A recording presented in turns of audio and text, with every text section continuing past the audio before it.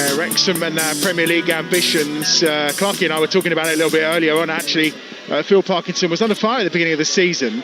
But do question marks remain about whether he is the man that can guide Wrexham to the promised land of the Premier League? Well, it won't go on forever, will it? It's been an amazing ride, a brilliant journey, and he has outperformed all expectations. You know, to take them from the National League to where we are in the Championship has been a phenomenal achievement from Phil Parkinson. So, look, at some point that journey will end. This is football. This is professional football. It's a ruthless game. It is a results business, and we know that the ownership are very, very ambitious, aren't they? And ultimately the goal is the Premier League, Adam. And if at any point they don't think he's the right guy to take them to the Premier League, then they will make that change. But no matter what happens, he's a Wrexham legend, and he has done phenomenally to get them this far, so fast. Interesting that the two kind of promoted sides who everyone thought, and I say everyone, I'm not included in this, I don't think you are either, thought would be there or thereabouts, Birmingham and Wrexham. Home form, excellent. Away from home in the Championship, I mean, it's 8 now for Wrexham without a victory. Birmingham in a similar state, really. They keep getting beaten badly away from home. Is that just that step up in class that Wrexham can't do with? Or also the other thing I've noticed, and I've seen quite a bit of them here, in particular this season, they don't change. Yeah. The tactics don't change. The formation doesn't change. It's Phil Parkinson's way, home and away. Is that something maybe that they ought to be thinking about? I think maybe, yeah. I would suggest so. Look, when you go with the 3-5-2, it's a little bit predictable, but you know that the width's coming from the wing backs. You know, playing with 2 up front away from home, not many managers do that as well. I know that they'll drop in the support striker around Kiefer Moore to beef up that midfield. But yeah, maybe. I don't have the answers as to why the home and away form is so different. It's not just Wrexham, of course. It's a lot of clubs have that particular issue, don't they? What I will say is that they've constructed pretty good squad. You know, Kiefer Moore is a top player at this level, borderline unplayable when he's in the mood, and they've got lots of other good level Championship players. I'm particularly looking at Broadhead and Ben Sheaf there, and Josh Windass as well. So this is a good team that are about where I think they should be. They're never going to jump from League One to the Premier League, in my opinion. I think it was always going to be a case of consolidate this year, invest slowly over time. But I believe they will. They will get to the Premier League, as I do Birmingham City. I think that those two clubs, the ownerships they've got, they won't stop until they make it all the way. And can they make it all the way? I mean, that's the question mark, isn't it? We're in a stadium where, you know, we're in the old stand here, where you feel almost like the stadium has not grown as quickly as the football club has. I know it's Birmingham played today, obviously got their draw. They're moving in the next 5 years because they all feel that maybe they don't have the facilities that make them Premier League standards. Just over 10,500 can come in here. We've seen that work for Bournemouth. Obviously, what we've also seen is that there's very deep pockets here for Rob and Ryan, and they've taken some more investment on in the last few weeks just to try and push the club on even further. So you kind of get the feeling that they know what they need to do. The new stand's going to be built away to our left-hand side as well. But are they ready for the Premier League yet? Well, when are you ever ready? I mean, it's quite a nice little paycheck that you get once you arrive at that level. No, I think Ryan Reynolds and Rob McElhenney are doing a brilliant job. I think that they're also smart enough to recognise they can't do it on their own, and that if they want to go the whole way, and that's what they're dreaming of, then they need a little bit of outside investment. I think what they're doing is very, very sensible. They're building brick by brick, making sure that they don't try to run before they can walk. So no, I think that this club is in a brilliant place at the moment, and I wish them the best of luck moving forwards. I think it's a fantastic story. It truly is. The place is packed, as you would expect. This Boxing Day, you wonder how much more of an appetite round here would be if they got to the Premier League. You know, surely you'd be looking at 20, 25,000. And obviously it's an interesting catchment area with Chester within striking distance, places like that. If they were a Premier League side, you're starting to compete with kind of some of the other teams around here. Yeah, definitely. And I'm sure that they've already, gained a lot of new supporters. A lot of people in the area that would have been disillusioned with the club, wouldn't they, for many, many years when they were struggling in the National League. So look, yeah, I don't know what the ceiling is. I would imagine if this ground was to grow to say 20, 25,000, they could fill it if they were in the Premier League. And as Bournemouth have shown, you don't need massive grounds to to stay at Premier League level. It helps, but you don't have to have it. So, yeah, look, I think that is their final destination. I really do. It's just how fast they'll get there. I think we're talking 3 or 4 more years. Where's this game going to be won today, Adrian? I mean, this is key. You're looking at players like Kiefer Moore, who's had more touches in the opposition box than most other players in the Championship this season. He'll be key. But what we also know is that, Wrexham, they don't concede from set pieces. Chris Wilder's side are a bit Jekyll and Hyde. They went to West Brom, got beat. Obviously, then they took Birmingham City to the cleaners. Where's this going to be won? Yeah, look, first and foremost, Sheffield United have got to earn the right to play. They've got to win the physical battle. And every time you play a team managed by Phil Parkinson, it's going to be aggressive. It's going to be physical. They're going to put themselves about. So you're looking at the likes of Callum O'Hare and Gus Harmer. Do they fancy it tonight? Are they up for it? If they are, and if they're sharp and they're robust, then I would expect their quality to tell. But if they don't get tight enough to Wrexham, and Wrexham put balls in the box, Kiefer Moore is near on impossible to stop. We know that. No one's won more aerial duels in the Championship than him. So, yeah, there's going to be a lot of interesting battlegrounds here. Certainly will. Teams are out. We're doing the pleasantries on the far side with our referee today, Andrew Kitchen. He's the man in charge. We have had a couple of power cuts in the area in the last couple of hours. I assume everyone has popped their leftovers into the oven, and it's put a little bit of extra pressure on the national grid this afternoon. Who knows? Or maybe everyone turning their radios on to listen to us. I don't know, but yeah, it's quite a shock, wasn't it? About 15-20 minutes ago, big power cut. It's the second of the night. But look, on that, it does have to feel this should be an electric match. It really should. Hey. It should be because you got the form team Sheffield United, big budget, Premier League manager against the upstarts, the ones that have come all the way through from the National League, and they are not going to make it easy for the Blaze tonight. I think this is an excellent matchup. Expect goals. Expect plenty of excitement. Based on that, too many cracker jokes from you yesterday. I think we've got the lingering after effects. Let me run you through those two teams and remind you what we gave you about 25 minutes or so ago. Okonkwo is in goal for Wrexham as ever.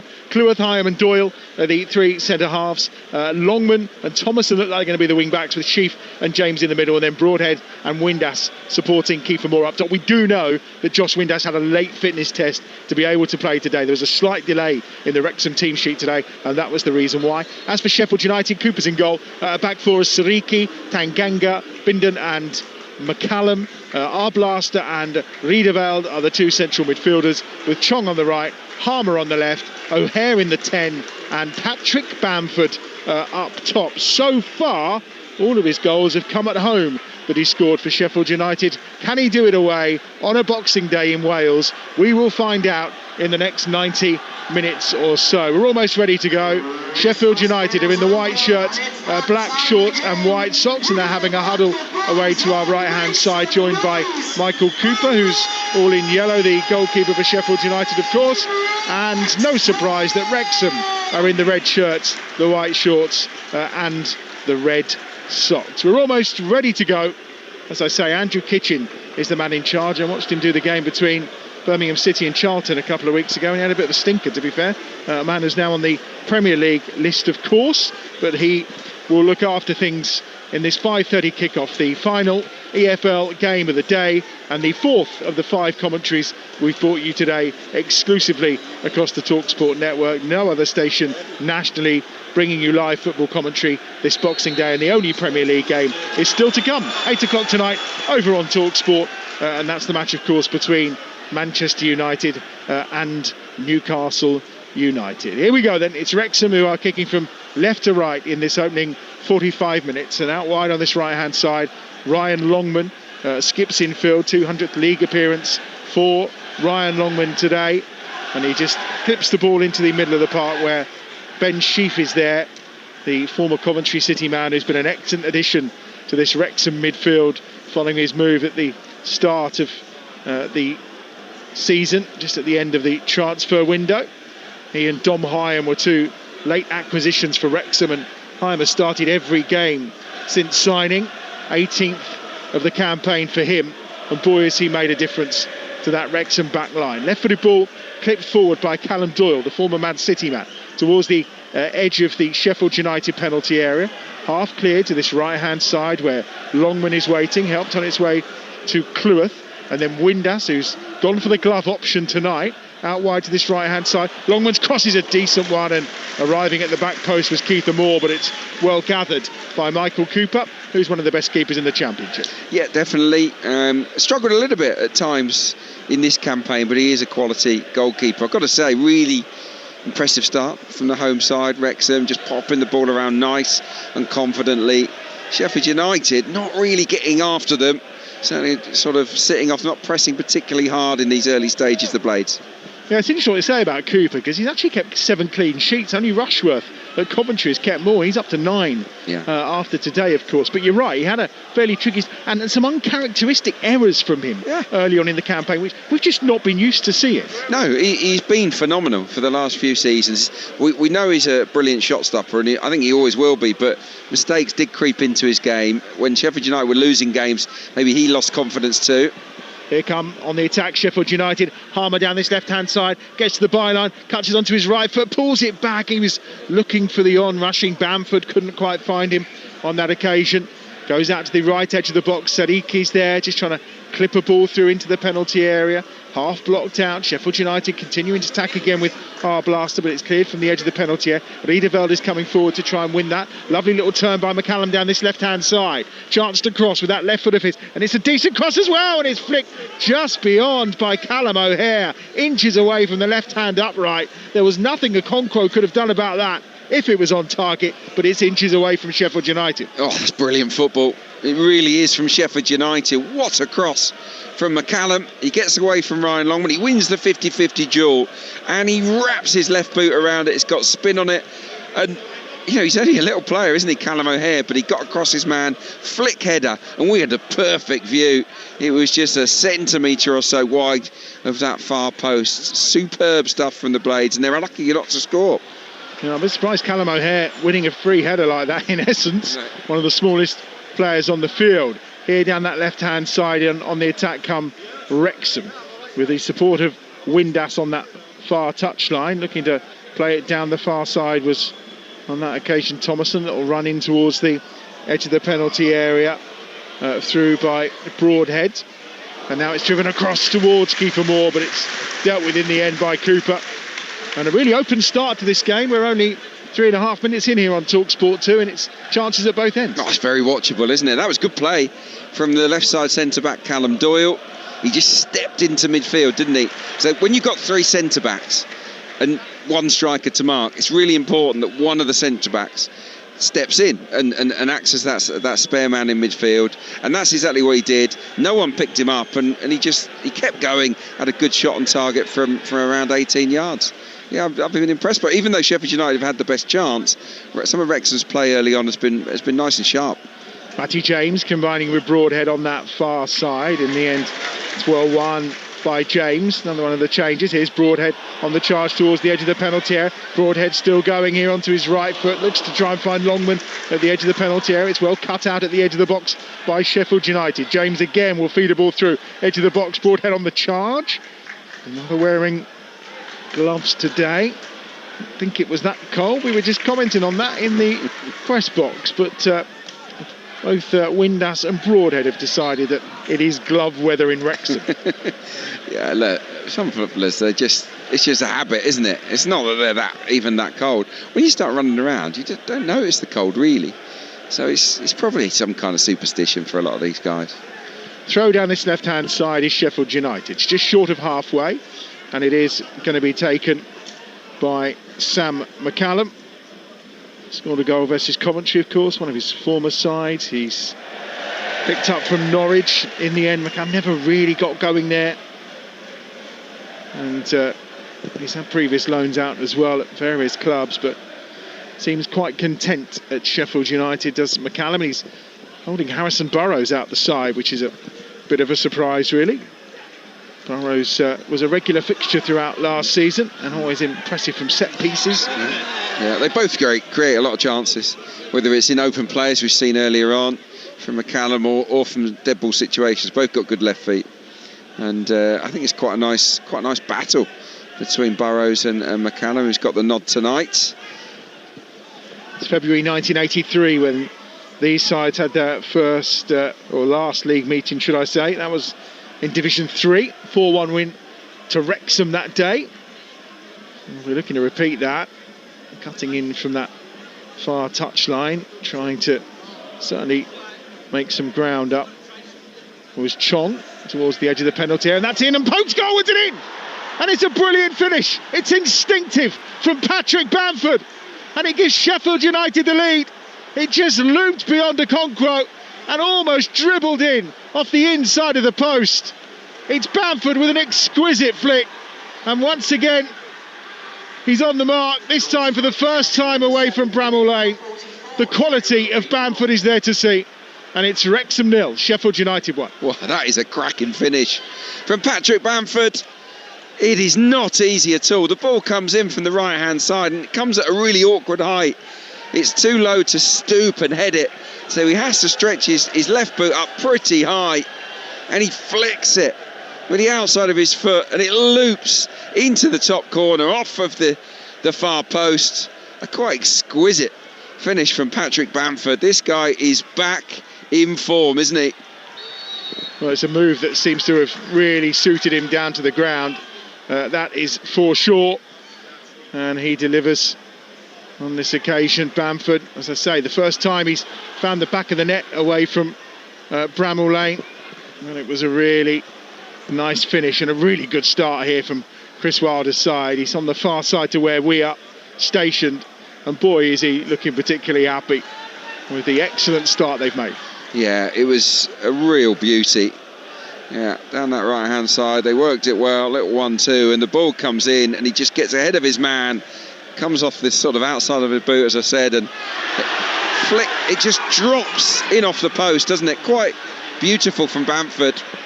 Yeah, the appeals there for a foul from Tanganga on Moore, as that's drilled across and an equalising goal, and it's poked home at the back post. I think it's Josh Windass with the finish, and it's a brilliant, accurate finish, but again you'd expect more from Cooper in that situation. It's a superb response, a brilliant left-footed ball across the penalty area, and an equalising goal for Wrexham. The lead didn't last long, and it's Josh Windass on target once more with his 7th goal of the season in the Championship, and it's Wrexham 1, Sheffield United 1. Well, I said I was expecting goals tonight. I didn't expect 2 so early on in the contest, but that is really well finished at the far post from Josh Windass. The ball into the box is fizzed, isn't it, with a capital F. It is pinged across the face of goal. It misses everybody, and then Windass is there in the right place to watch it onto his foot. He just gets it on target, and I think it might go through the goalkeeper a little bit too easily. Yeah, it certainly does. It's terrible goalkeeping from Cooper, isn't it? There's no doubt about that, with the finish from Windass. It's almost like Windass was just trying to cushion it over. I think may have got a deflection off Bindon as well. Maybe, yeah. We'll check on the replay in due course. Yeah, I think they've given it to Bindon as an own goal. Yeah, there wasn't too much of a celebration from Josh Windass. He looked like he was just trying to steer it towards Keith Moore more than anything. Yeah, the ball in makes it from Thomason. So they switch the ball out to the left-hand side really, really nicely, Wrexham, and he produces a brilliant ball. And he just guides it back across the face of goal, actually, and it comes off Bindon and into his own net. He just cushions it, doesn't he? Well, what a start to this game. We are, nearly 10 minutes in. Wrexham 1, Sheffield United 1. Harmer giving that ball short into the feet that time of McCallum. Down this left-hand side, it's Riedeveld, who goes back over halfway, where he manages to find comfortably at the back Arblaster, back from that terrible injury. Long one over the top for O'Hare, almost broke to him actually, I think it hit the back of Cleworth that time. And now they're on the counter again down that left-hand side. Broadhead on the charge, edge of the penalty area, on his right foot. Broadhead, he just tried to clip it to Windass, who was running alongside him out on that left-hand side on the overlap, but the pass was intercepted, and now they go again towards Bamford here. Sheffield United looking to get up the other end very quickly. It's headed away by Hyam and into the arms of Okonkwo away to our left-hand side. Yeah, well, that was just too easy, wasn't it? Again, it's Callum Doyle coming out from the back, and he plays a ball to Broadhead. There's nobody around the Welshman there. It's really loose defending from Sheffield United, and he travels with the ball really well. It's such an open game. I haven't even got to my stat yet, Adam, about how these are two of the fastest starting teams in the division. So fast that they've beat me to it. I mean, Sheffield United have scored more goals than anyone else in the first 15, and Wrexham at the start both halves brilliantly. That's the only period in games where they've got a positive goal difference actually at the start of each half. So yeah, maybe we shouldn't be shocked that we've seen both teams score already. Well, on the charge forward here again, it's Thomason trying to feed it out to the right hand side. Quality of the pass on the radar not quite working properly there as McCallum picks up that loose ball at the edge of the penalty area, brought away by Tanganga, and now to that right hand side it's forward by Sadiqi over halfway. It's a real battle on throw here. He manages to get the better of Matty James that time, and the ball in the end goes out of play on that far touchline, and it will be a Wrexham throw midway inside their own half. You listen to Talksport 2, 12 minutes into the game. Wrexham 1, Sheffield United 1. I was going to throw in that there's not been a 0-0 between these two for quite some time, but we're beyond that one already. Yeah, and yeah, another stat is Wrexham have scored in every home game. That's been maintained already. Look, hopefully that's not all the fun done and dusted. I think we're in for a really good game here. Yeah, you have to go back to March last time. That was against Bolton when they didn't score. 28 in 29 now. Here's Thomason again out wide on that left-hand side. Broadhead goes short to James, 25 yards out. Matty James hits one, wasn't struck that well. Tanganga's able to block it, and then they get it clear up towards Bamford, but it's a long ball punted forward, and Hyam's there to shepherd it back to Okonkwo, who can just tip inside his own penalty area and immediately bowl Wrexham out on that left-hand side with Callum Doyle. Yeah, I was pleased that they rallied around Arthur Okonkwo, didn't they, after that major error that cost them a point in the derby. Lovely slip ball to find Moore down the left-hand side inside the penalty area. Moore still going here. Longman's waiting in the middle, but Moore's cross is blocked out, and the scraps are picked up by Broadhead. Thomason and Broadhead combine on that left-hand side once more. It's a real problem area at the moment. They are certainly giving Femi Siriki a bit of a run around on that far touchline. Real danger zone for Wrexham, who've got it back again. Sloppy from Sheffield United inside their own half. Teeing it up for Cleworth to the edge of the penalty area where he finds Moore, who gets a first touch and tries to spin away, but again he's greeted at the edge of the penalty area by Tyler Bindon. It's his own goal. That means it's Wrexham 1, Sheffield United 1, and going back is Cleworth again to Hyam, and Okonkwo will have it inside his box. Yeah, just going back to Okonkwo, it was a really bad error, wasn't it, that in sort of injury time against Swansea. His sort of double mistake allowed Swansea to score the winning goal, but straight away various teammates, the manager, all stuck up for him. There's no sort of hanging him out to dry, no thought of changing the goalkeeper, and that will have eased his sort of just made him feel a little bit better over Christmas. Yeah, fourth highest save ratio in the Championship for Okonkwo, 5 clean sheets through this campaign as well, and he didn't start it, remember. That was Danny Ward before he picked up that elbow injury. Here's Harmer at the edge of the box working a shot onto his right foot that's blocked by Cleworth, and again Harmer will get it back on this near side. Not really achieving the heights that he did last season just yet, Harmer, but we're seeing signs of that form returning out wide on this left hand side for Sheffield United. Here's Sadiqi on the charge, right for the ball across. Bamford again! Second goal for Patrick Bamford, second goal for Sheffield United, and it's an excellent finish from close range. Siriki with a wonderful delivery into the 6-yard area, and Bamford again is on the spot. Well, they knew they needed a finisher, and boy have they picked up a real gem in Patrick Bamford. He's done it across the years, and he's doing it again for Sheffield United. Wrexham 1, Sheffield United 2. Bamford is back, there's no doubt about that. That is a proper poacher's finish. He is loving life at the moment. What a ball in. We've seen some great crosses, haven't we, already in this game. On this occasion it's Siriki, and he just goes off the back of Dom Hyam. He just peels onto his shoulder, and he finishes it expertly, left-footed again from close range. Wow, this is some game. There's only a 5th start in the Championship since his return for Patrick Bamford, and he has goal number 5 already. He's also gone for the glove approach, and it was a bit of a knockout blow where they boxing gloves then, and a terrific ball from Siriki on that right hand side. Really was a beauty. Yeah, it was, yeah, and he just angled his run, Bamford, between Hyam and Cleworth, Oh, here they come. Wrexham up the other end immediately with Thomason. This could end up being anything, this game. We've seen plenty in this fixture between them as it's played out wide on that far side again by Doyle. Edge of the penalty area for Nathan Broadhead. Just muscled off the ball that time by Harmer.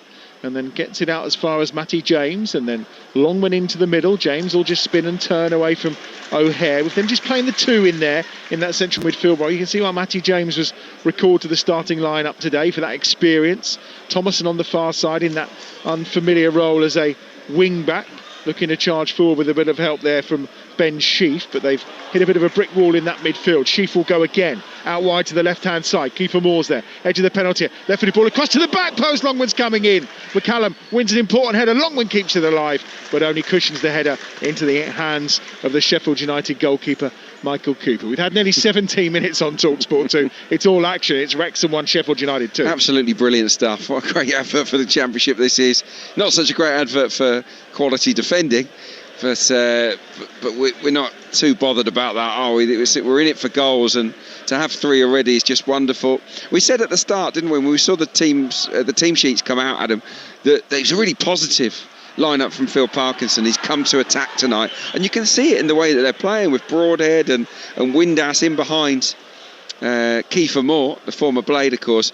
They've got lots of movement. They're causing massive problems, but are they a little bit light elsewhere in the side? Because whenever Sheffield United come forward, they look incredibly dangerous. That's 28 goals now in 5 matches and 17 and a half minutes between these two sides. So whenever they go toe-to-toe in recent times, they were all in cup competitions, by the way, there's been goals aplenty, and it's living up to the expectation today. Kiefer Moore battling hard on that far side with Sariki, and the throw goes the way on that far touchline of Sheffield United, about 10 yards inside their own half. Chris Wilder with the hat on. He's gone down the hat route today. No surprise, it is a little chilly on that far side. 207th championship game for Chris Wilder. He's won 101 of them. Looking to make that 102 today. And he certainly seems invigorated in that Sheffield United dugout since his return, that's for sure. Both Parkinson and Wilder actually were at Southampton as young players many moons ago. Never actually played for the first team, either of them, but Wilder's certainly got the better when it comes to the head-to-head records of these two. He's beaten Parkinson in 4 of the last 5 meetings in the league. Okay. Yeah, I was thinking about Sariki, 2 assists already. You know, that combo is working nicely, isn't it? Yeah, scored his only career goal recently in that win against Stoke as well. So he's just beginning to find his feet a little. He's 23 years of age. Had a couple of loans as well, but joined Sheffield United back in 2019 when he was a mere 17-year-old. Here's a chance at the edge of the penalty area for Bamford. Wow, that would have been a way to complete a hat-trick. Edge of the penalty area, hits his shot over the crossbar. Yeah, well, he just spun, didn't he? It was a giveaway from Wrexham, who maybe been knocked a little bit confidence-wise since conceding the second. They give it away inside their own half, and Sheffield United turn it over, and he just swivels on the edge of the box. Bamford tries his luck. It's a looping effort over the bar. It's a free kick there at the edge of the penalty area.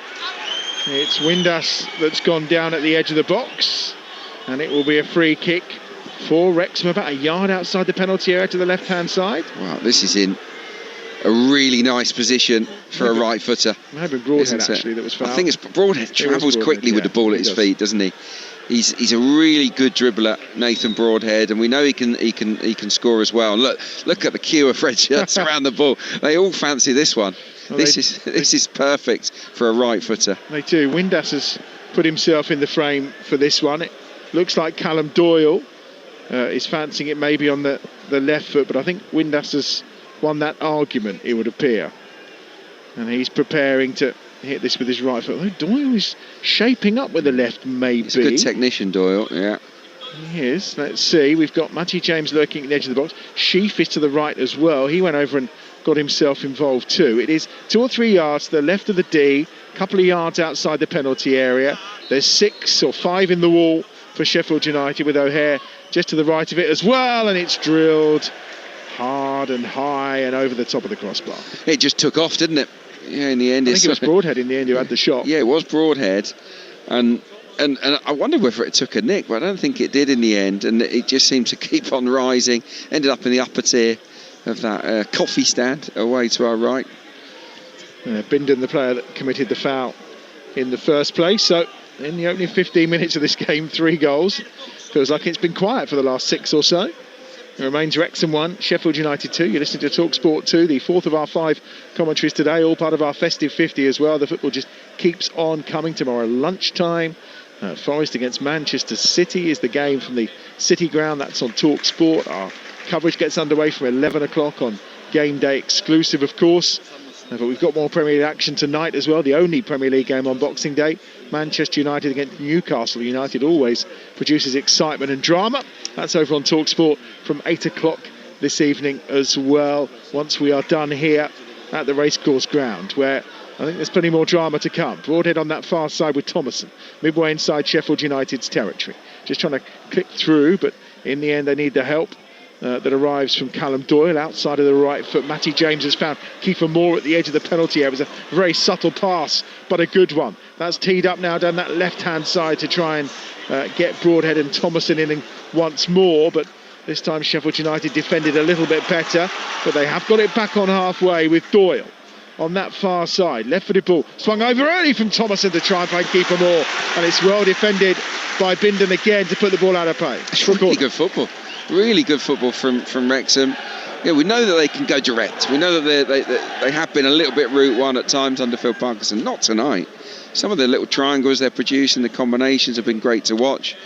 And the balls coming in from that far left-hand side from Thomason have been absolutely terrific. Here is the corner on that far side. They'll be looking for Kiefer Moore, and it's headed goalwards and off the line. And it's cleared away from the right-hand post. And I think it may have been Arblaster that got that initial header in to clear it off the line. It was going goalwards. It wasn't the cleanest of contacts, but it was certainly an opportunity for Wrexham. Well, it's another effort on target from the home side. If you put the ball into the mixer and anywhere near Kiefer Moore, you've got a chance. And he's just so big and strong. And I think it was him that got his head on it. And fortunately for Sheffield United, it was Arblaster in the right place at the right time. But that will give Wrexham lots of encouragement, won't it? Yeah, 6 goals in his 30 appearances for Sheffield United last season for Kiefer Moore. Well, Okonkwo there has got to the edge of his penalty area. Suddenly realised he was probably under a bit too much pressure to take the ball down and take it inside the box, and just hacked it up into the air. And it gives Sheffield United a throw at the edge of the Wrexham penalty area on this right-hand side. And I think Sam McCallum fancies his chances of launching this. And up from the back, no surprise, come Bindon. Tanganga is in there as well. Riedeveld too. Oh, just spinning around in the penalty area. Launched to the edge of that 6-yard box. All nodded in the wrong direction. And in by Callum O'Hare. And it's 3 for Sheffield United. And O'Hare's on the score sheet now as well. It's terrible defending from Wrexham at the edge of that 6-yard area. And O'Hare appears from nowhere, completely unmarked, and nods the ball into the back of the net. We've only been playing here at the racecourse ground for 24 minutes, and it's Wrexham 1, Sheffield United 3. Wow, this is brutal from the blades, isn't it? Wow. It's just a simple long throw. I think it comes off a Wrexham head. And Callum O'Hare times his run to perfection. He's not the biggest, but he anticipates where the ball is going to land, and he nods it home into the back of an empty net. And Okonkwo will be ruining that needless throw-in that he gave away. It was a really shocking, sliced clearance from him. And he just runs, doesn't he, O'Hare? He runs off the edge of the box. Oh, it's such a good opportunist finish from him. Well, to be fair, I said he was Matty James tracks him, but he makes no real effort to get to the ball. I mean, he gets cleaned out in the process by Okonkwo, his own player, but it's Kiefer Moore who flicks the ball towards his own goal across the face of his own penalty area, and that allows O'Hare to arrive and win the header. We're going from the tallest probably to one of the smallest in terms of there. Here's Harmer at the edge of the box. O'Hare, lovely little flick at the edge of the penalty area, almost ran on nicely, and it's put out for another throw on this near side. McCallum's across, and they've already scored once from a throw. Yeah, just looking at the replay, it comes off big Kiefer Moore. We said he wins everything in the air, but he doesn't really want to win this one. It's a perfect flick on. And O'Hare, as you say, gets in ahead of Matty James. He's so brave. He's so brave because Okonkwo comes out, both hands in the air. and he doesn't take his eye off the ball.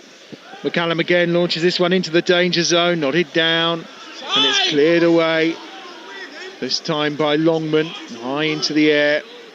We talked about how it was a needless throw to give away, and boy did they get punished for it. 26 minutes on the clock, and it's Wrexham 1, Sheffield United 3. That's 6 championship goals now for Callum O'Hara. He only got 1 in the last 9, so I'll be pleased he's back on form. But again, didn't do much last season after injury, but he's certainly firing himself back as kind of almost the first name on the team sheet. Here's Wrexham again. Longman pulls that one back, tries to get the shot away, does Windass, tees it up for Sheaf, deflected over the bar by Tanganga coming out to block, and that's going to be a corner to Wrexham on the right hand side. Well, look, if it carries on like this, it's going to be 8-7, isn't it? I don't know which way, but listen, I'm all good for this Boxing Day entertainment, I tell you. This is incredible. This is better than any movie that you know people might be sitting at home watching tonight. You probably know what's going to happen in that movie. In this game, you have got no idea. Well, we've got a corner for Wrexham down this right-hand side. What we know here is that Kiefer Moore will undoubtedly be the obvious target for Wrexham. It's going to be swung in, left-footed. Longman the only player back. Everyone's out and they're in! And it's Kiefer Moore for Wrexham. What an extraordinary game of football this is. We're only 27 and a half minutes in, and Wrexham have pulled one back. It's Wrexham 2, Sheffield United 3, and it's that man, Kiefer Moore, making amends for his error up the other end. What a game of football this is. This is the Championship at its very best. It's Wrexham 2, Sheffield United 3. Oh, it's carnage at Christmas. You wouldn't have it any other way, would you? What a game this is. Unbelievable. Free header. I mean, if there's anyone that you need to concentrate on stopping, it's Kiefer Moore. You just need to make sure that he does not get on the end of things. You put 2 or 3 on him, and he gets away so easily. It's a very, very simple in-swinger from the right-hand side, and he can't really miss. He's, 2 or 3 yards out. Ball out, Bamford's in again for the hat-trick of Okonkwo with the save. Blasted straight at him from a tight angle on this left-hand side. Okonkwo got his hands in front of his face, and he needed to. I think it would have knocked him flat out, to be fair. But it's a good stop from the Wrexham keeper. Has anyone told the keepers they are allowed to make saves? It's just, I can't believe what I'm seeing. Just look at the replay of the corner. Shocking marking again. Saw Sariki, really, he was the player in front of Moore. Riederveld's there too. It's clever movement from Kiefer Moore. But here comes Sheffield United again. McCallum's ball into the box. Thomason deals with Chong, who was inside the penalty area then, and it's going to be a throw on that far side to Sheffield United. This time 12 yards out. Whoa, take a breather. We've been playing for 29 minutes here on Talksport 2. Wrexham 2, Sheffield United 3. This is Boxing Day entertainment at its very best. The EFL is delivering. There's no doubt about it. We've got more of this on Monday as well. Do you think the managers are enjoying it as much as we are? I'm sure that's why Chris Wilder's wearing a hat to stop him pulling his hair out today. Oh, lovely. Sariki on that far side. Cross to the back post. It's over the head of McCallum. Comes down to Gustavo Harmer. Harmer right-footed ball. Bends it back in. Headed away by Hyam to the edge of the penalty area. Up in the air that time from Matty James. Couldn't clear his lines properly. Won by Ollie Arblaster on that far side. Sariki again. He's closed out on this occasion on that far side by Nathan Broadhead. Well, they've been so good defensively recently, Wrexham. The last 3 games, though, they conceded 6, whereas in the previous 9, they'd only conceded 5. Well, here, they've conceded 3, and we're only 30 minutes into this game at the racecourse ground. It's bonkers, but we love it. Half an hour gone. Wrexham 2, Sheffield United 3. And Okonkwo has denied Patrick Bamford a hat-trick as well. Yeah, he's got plenty of time, hasn't he, Patrick Bamford, to get that treble. But yeah, just looking at some of the stats. It's been a pretty even game on paper, but Wrexham have had a lot of the ball, and you wouldn't expect that. 58% of it has belonged to them. It's as if they're sort of adopting a slightly different style here today, trying to out-football Sheffield United, and they are slicing through them for fun, but it's at the other end of the pitch. They've just forgotten how to defend tonight. Yep, defending is optional, it would appear, this Boxing Day. And up towards halfway. Controlled on this near side by Longman. Does well, gets it into the feet of Sheaf. Nice from Sheaf, just takes the sting out of it. Feeds it to Cleworth on this near side. Chases on further up the field for Keithan Moore as that's punted into the distance. He's not going to get there first, and Sheffield United will have a throw, probably level with the edge of their own penalty area down this left-hand side. Extraordinary start to this game.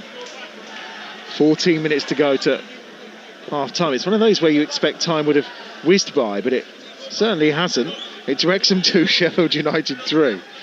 And it's non-stop entertainment, end-to-end stuff. And Sheffield United have it now on halfway. And we've not even seen the likes of Harmer really get into the game as he finds Chong on that far side, another one who's not contributed too much so far. Here's Callum O'Hare, the scorer of the third goal for Sheffield United. Finds Chong again, right-hand touchline. Infield they go. Picked up in the edge of the centre circle by Riedeveld. Out now to this left-hand side. The Dutchman feeding the ball to Bindon, who's on loan currently from Nottingham Forest at Sheffield United. And there's a foul on halfway on Blaster. Yeah, Binder's a good player. I remember seeing him at Reading, and he really stood out for them. And it's no surprise that a big club came in for him. And he hasn't had it easy. I mean, they've got through some centre halves this season, Sheffield United. They've tried out various combinations. It's his 100th appearance in English football today, which for a youngster who's only 20 years of age shows how trusted he's been. Various places, as you say, including Reading. Left-footed ball clipped forward by Thomason to the edge of the penalty area. I think Windass was looking for the foul. Andrew Kitchen not in the slightest bit interested. And it's Harmer again who will get it forward. Oh, it's almost given away by Blaster, but Sariki's there to pass it back to Cooper. Cooper, that's a stray pass on this near side from Bindon, and well, I think Chris Wilder's hat is slowly disappearing over his eyes more and more on that far side every time his team are defending, because he just doesn't want to watch, and they've given away a corner here where really they shouldn't have done that. But it's an opportunity once more for Wrexham down this right-hand side. Yeah, I mean, both keepers are very unsettled, aren't they? You know, one's conceded 3, one's conceded 2 already, and we've seen a Conquo, slice of clearance there. It was Cooper's turn. Will he be punished in a similar way to Wrexham's goalkeeper earlier? I mean, anytime there's a set piece, they're going to be seriously nervous here. Sheffield United, they've got to be much more robust than they have been to this point. Here comes the corner then, left-footed, going to be swung in. We mentioned earlier, Keithan Moore, always the target. He went down there, that's headed back across the face of goal. And in fact, it's been headed behind goal and out of play. Callum Doyle winning the header that time, but couldn't get that back on target. We've been playing here for almost 34 minutes. Wrexham 2, Sheffield United 3 at half-time. We'll run you through what's happened elsewhere in the EFL today. Although saying that, the highlights package might take up the whole 15 minutes today. It might do. I was just thinking, we've had 6 shots on target, 5 goals. I mean, if only every match was like that, hey? If only. I'm not sure the manager's tickers could take it, probably.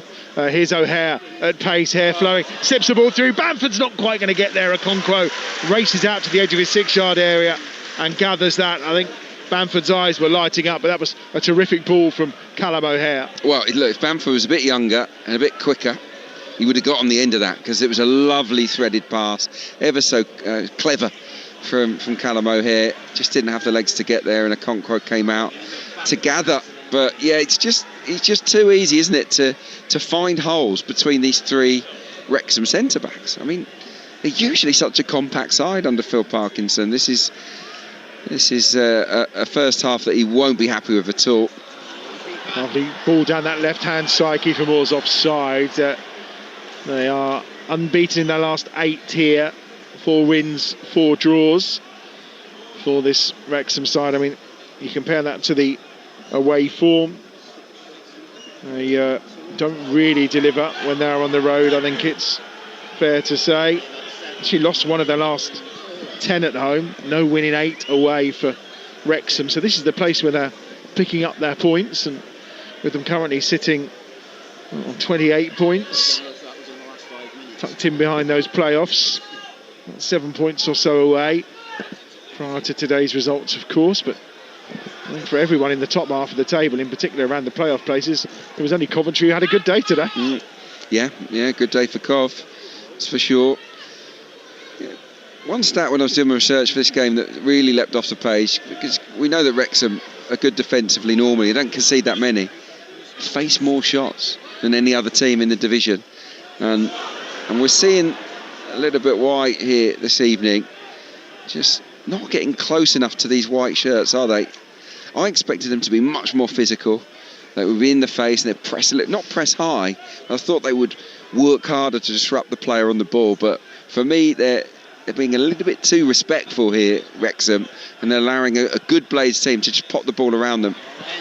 Well, they've given the ball away here, Sheffield United, allowing Wrexham to attack. Longman's in acres of space on the right-hand side. Windass doesn't see him, and he's very casual with the pass to Broadhead. Longman then just goes and fetches the ball himself to get involved. Sheaf out to the left-hand side. Thomason at the edge of the penalty area. Tries to just tee it up that time for Doyle, who was arriving, and in the end, Chong will get it clear on that far side and into touch for a throw, which is taken very quickly for Wrexham. Far side of the field, looking to try and build again and find an equaliser in this game. They trail 3-2, and we've been playing for 37 minutes. Right-hand side, Cleworth into the centre circle. James is there. To the left they go with Sheaf, and now on its way again to Doyle. Hugging that far touchline is Thomason. Broadhead, lovely little turn and spin. Now on to Thomason, who's on the overlap towards the edge of the penalty area, but it's very good defending from Sariki that time, who tracked the run all the way, does concede the throw, taken quickly. Here's Broadhead, clipping it through. Here's Kiefer Moore, they want a handball, and the offside flag is up, and no handball, according to Andrew Kitchen. Well, it seemed like it was a waved hand at the ball, and according to him, no contact. Yeah, well, Kiefer Moore's hand went straight up here. He thought that was a penalty for sure, but obviously with the offside flag going up, that was sort of cancelled out. But again, it's Nathan Broadhead at the heart of it. He has been really sharp. I know they're trailing at the moment, Wrexham, but every time he gets the ball, he turns, he wriggles away, and he's got an eye for a pass or a shot. Nathan Broadhead, he looks alive this evening. Well, they look so good down that left-hand side so far, and yet here they are in a scenario where we've been playing for 38 minutes and they trail by 3-2 right now. And on that far side again, we used to have a look at the replay, Adrian. Is that a handball? Definite handball. Yeah, definite handball. I think it's Ollie Arblaster. Sticks his arm up. But he's a lucky boy, because the flag goes up for Kiefer Moore being offside. Well, just having a look like you just have at the replay as they attack again down that left-hand side. And just checking the offside as well. It's a pretty tight call, I think, on Kiefer Moore as well, if we're honest. Oh, it is a hand in the air from Arblaster. The question is, does that come before he strays into an offside position? Well, he's offside, isn't he? Because that's when the order's played. That's when the flag goes up. I think it's quite a tight call. But it's a tight call, yeah. Well, I'm not saying he's definitely offside. Would have still been checking now. Probably, yeah. And then what would they do? They'd probably reverse it and give a pen. So yeah, look, Wrexham a little bit unlucky there potentially. Well, they got a corner here on that left-hand side. They're going to swing this one in right-footed. And they're putting the pressure on Michael Cooper. That 6-yard area, there is no room to move in the width of the goal mouth as it's swung over and headed clear from the edge of the penalty area by Bindon. And it's now picked up again. That's the right-hand side of the box by Sheaf. Brilliant from Sheaf on a charge. Chance to deliver. Good ball towards the back post. Coming in for the header down. More handball appeals. Referee waves it away once more. It was cleared inside the 6-yard area after Hyam's headed down. Comes to Sheaf, who drives the shot. Then it's blocked out. There's a foul there anyway. And Wrexham again feel they've got a really good case here for a penalty. Well, he thought about it, the referee. I had my eye on him. And he took a step forward, and I thought he's going to blow the whistle here, and he changes his mind at the last moment. And again, it comes from a corner that isn't really dealt with altogether convincingly from Sheffield United. I mean, they've just got to keep forcing these situations, Phil Parkinson's side, because Sheffield United look very weak and vulnerable from corners. Well, they do every single time. I think there's no doubt about that. And Ben Sheaf getting involved in the attacking sense as well for Wrexham as this game wears on. Not something we see too often. Here comes Sheffield United again. Chong going up to try and win it, and I think it's a fairly blatant handball, maybe, from Tyler Bindon. If it's not hand, it's chest, but it's close. He sort of certainly leans his arm in, doesn't he? But it was great play from Ben Sheaf initially. Chong on that far side sets Sariki up. Sariki's cross is headed away that time by Doyle. There's appeal for another handball, and this time it's in maybe chest there of Bindon slightly, is it? Let's have a look. This is the replay we want. I think it is his ribs. It is his sort of ribs. The left side, it's close to the arm, but not quite. I think the referee got that one spot on. 3.5 minutes to go. My only worry, Adrian Clark, former Arsenal winger, is that at half-time, the managers are going to get into these two teams, and it's not going to be as exciting in the second half. Right, you don't say that to the listeners, do we? We want them to stick around. Well, if I was the gaffer, I'd be furious with them on the defending. Here's a ball over the top. Chase is on for Windass. He's offside as well. But you're right. Managers, no two halves are ever the same, or very rarely. And often when you get a goal fest up until half-time, they do get stuck in and they find ways to sort of negate the other team. Hopefully that doesn't happen here tonight. But look, if it does, we've been royally entertained anyway, haven't we? So this has been fabulous to watch, really has. But the off the ball work from Wrexham and Sheffield United has been abysmal, really bad, so loose. Well, you mentioned earlier about the fact that Wrexham have faced kind of the most shots. They've also fourth lowest in terms of possession. So aren't they almost asking teams to kind of have the ball and create opportunities against them? Yeah, well, is that the reason? Do those two stats kind of marry up? I think to a point, yeah. They normally back themselves to absorb pressure, and that's not a problem. As long as you're picking up the right results and that you defend properly. Here's Nathan Broadhead away, slipping a ball through to Kiefer Moore again, but doesn't quite reach him. It's snuffed out that time by Bindon. But tonight it's different. You know, they're front-footed, aren't they? They've had more of the ball than Sheffield United. It feels like that by doing that, yes, they're causing loads of problems at the other end of the pitch. But when they don't have the ball, they are stretched.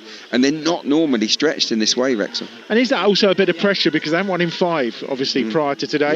Yeah. And is that just trying to shift things up, maybe be a little bit more aggressive and not draw so many games? They've drawn the most of any Football League team this season. Yeah, but again, quite possibly. I think Phil Parkes has probably looked at this and thought, actually, the best way to get a result tonight is to go front foot and maybe prey on some defensive weaknesses with the blades. That's lovely from Harmer, turns it round the corner. Blaster tries to set Chong in.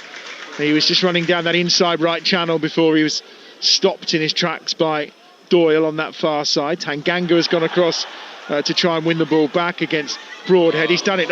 Now here's Bamford on the charge towards the edge of the penalty area. Chong's inside the box. Chong with a chance. Good save by Okonkwo. Didn't really get hold of the shot. Tight angle. And Okonkwo down in his 6-yard area to stop with his legs and concede the corner. That's class. That is absolute class from Sheffield United. Callum O'Hare. It's Sariki plays the ball from right back towards O'Hare, and O'Hare just dummies it. It's a really clever lead from him. Bamford then picks it up on the half turn. He could shoot, but he's unselfish. He slips in Chong, and Chong drives towards the corner of the 6-yard box, but doesn't really get enough power on his shot, and he saves well, doesn't he, Okonkwo there? But that's good football. Bamford didn't look like a man on a hat-trick then. I thought he'd have had a dig, but here's Harmer to deliver the corner on the right-hand side. Swung over. Bamford's a target. Can't find him. It's a chance to get away, but the foul in the area anyway is given by referee Kitchen. And it will be a free kick for Wrexham inside their own penalty area. We're into the last, 10 seconds of this first half. I don't think we really want it to end. Wrexham 2, Sheffield United 3. Let's see, maybe 45 minutes of added time? No, only 2. That's unfortunate. I don't want them to have time to sort themselves out at half-time. This is too good here on Talksport 2. Home of the EFL. This is the drama of the Championship. This is what can happen at Christmas time. Don't forget the full programme on Monday night as well. We've got commentary of the Coventry game at 6 o'clock here on Talksport 2. And then over on Talksport on Monday evening, going around the grounds in the EFL. Should be a fascinating evening. And of course, we're going around the ground Saturday, Sunday across the Premier League as well. Down this right-hand side, here come Wrexham again. we have got more Premier League commentary for you tonight. I hope it's as exciting as this one between Manchester United and Newcastle. It's got a lot to live up to. Bamford's done well with a bit of trickery. Ball's coming our way. On your 30th anniversary of your debut for Arsenal in the Premier League, you could have almost had a header there. Almost. That's as close as I've come to a ball a game for a while. That I was out of my seat, ready to nod it back. We're into the second minute of the two added. McCallum with a throw down this left-hand side. It's already led to one goal for Sheffield United. Goes short this time to Harmer. Into Riedewald. McCallum, he's trying to get around the outside of Longman. The ball's going to be stopped from going out in the corner quadrant by Matty James. He'll launch it up towards halfway. Moore was there, but Blaster just nips in and wins the header. I think Kiefer Moore feels that he was fouled by Bindon, or at least got a smack round the face. He's all right. He's a big lad. He can handle it. But yeah, it's important that Blaster does that kind of job, because you need to shield the service into Kiefer Moore. Missing, of course, we should say Sidney Peck, aren't they? Who's been really influential for Sheffield United. Yeah, City out injured at the moment as well. That was a calf problem that is keeping him out as things go, but good to have Blaster back. Here's Bamford at the edge of the penalty area. He's fouled then, is he? No. Andrew Kitchen says no and blows the half-time whistle. Well, I thought Bamford was fouled at the edge of the penalty area just down in front of us, and for a moment I thought the referee was going to give the free kick to Sheffield United, but instead he says enough is enough at the end of a pulsating opening 45 minutes here at the racecourse ground. We were underway early doors with Patrick Bamford putting Sheffield United ahead with an audacious flick after 7 minutes that just crept over the goal line. Tyler Bindon's own goal from Josh Windas's set-up made it 1-1 just 2 minutes later, before Sheffield United's lead was restored through Bamford again on the quarter hour, with again a very tidy finish with his left foot. Another assist for Femi Siriki. Callum O'Hare, after an unfortunate flick on in his own penalty area by Kiefer Moore, made it 3-1 to Sheffield United, and then Kiefer Moore redemption 4 minutes later with a powerful header to make it 3-2 to Sheffield United. Adrian Clark, the former Arsenal Southend United winger, what an opening 45 minutes. OK, what did you make of that? It was fun. It was a lot of fun. Great watch. I love to see goals, love to see good attacking football, and we saw lots of that. I would say that even though they're trailing, Wrexham in open play have been very impressive at times. The way that they've carved Sheffield United open, particularly down the left with Thomason and Broadhead in good form, propped up by Callum Doyle. They've put some great balls into the box, Wrexham as well. So I think there's a lot that they can feel good about. But when Sheffield United have put crosses into their area, it's been mayhem, complete disarray. Doyle, Hyam, Cleworth, pretty poor. We saw some dismal tracking as well from Matty James from that long throw as well. So I think Phil Parkinson will be having words with his players as we speak, just to get into them and say we can't. Some of these goals that we consider are unacceptable, but look, in terms of entertainment, 5-star. Patrick Bamford. I mean, you used the phrase Bamford's back, and boy is he. I mean, there are always these question marks. He's only 32 years of age, but clearly a feeling at Leeds that he couldn't cut it at that higher level. I mean, Sheffield United have picked up an absolute diamond here that just needed a little bit of buffering, really, didn't it? Yeah, exactly. I think he just needs an arm around him, someone to say, yeah, we rate you. We want you to lead the line. And he's responded to it. He's an intelligent person, we know that, and he's a clever footballer. And we've seen his touch tonight. It's really, really solid. He keeps the ball beautifully, and the two finishes were great. The first one especially, where he has to improvise and starts to raise his left foot pretty high to flick it in off the far post, and then the second goal he calmly converts what was a fairly powerful cross whipped across the face of goal. He's linked play nicely. He's looked a proper player tonight. He has actually looked a bit of a level above.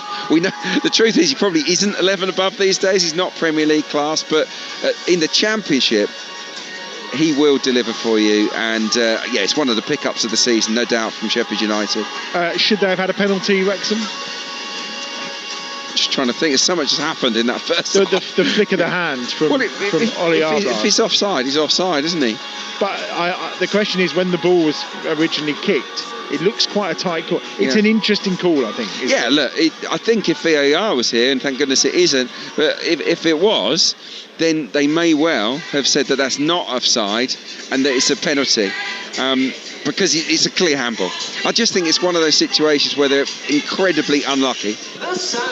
Well, it's been an outstanding first half of football here at the racecourse ground. I mean, what a game, safe to say. 5 goals, Sheffield United having the better of it. It's also been a busy afternoon within the EFL. We'll round all of that up. We'll get some reaction from the leaders, Coventry City, and Now Win this afternoon too. That's all to come when we return. But half-time here at the racecourse, it is Wrexham 2, Sheffield United 3. Hard-hitting football coverage. He hits it first time. What a body, what a goal! Pushing the apex of live football. And it's in! EFL Live on Talksport 2. Gallagher Prem Rugby, live, loud and unleashed on Talksport 2 with Tenham. Kicks down the left-hand side. Get all thriller, no filler, full match commentary throughout the entire New Look season. Straight down the middle. And keep up to speed with every twist, turn, tackle and try. They've scored! New heroes will be crowned. Old rivalries will be reignited. The roof almost comes off. Experience the action, the passion and the exhilaration of the Gallagher Prem on Talksport 2 with Tenham Men. Keep control. Drivers, join me on this. Many UK drivers are owed significant money, an estimated £8 billion. If you bought a car on finance between 2007 and 2021, you could claim an average of £1,846.23, and that's just per agreement. 150,000 drivers have already been helped with Make a PCP claim. It takes just 60 seconds to check if you could qualify. Text CLAIM to 66886 now. The FCA are currently consulting on a redress scheme. Claims can be made for free via the Financial Ombudsman. Play Final One Standing by William Hill. It's free to play, with a new league kicking off every Premier League match week.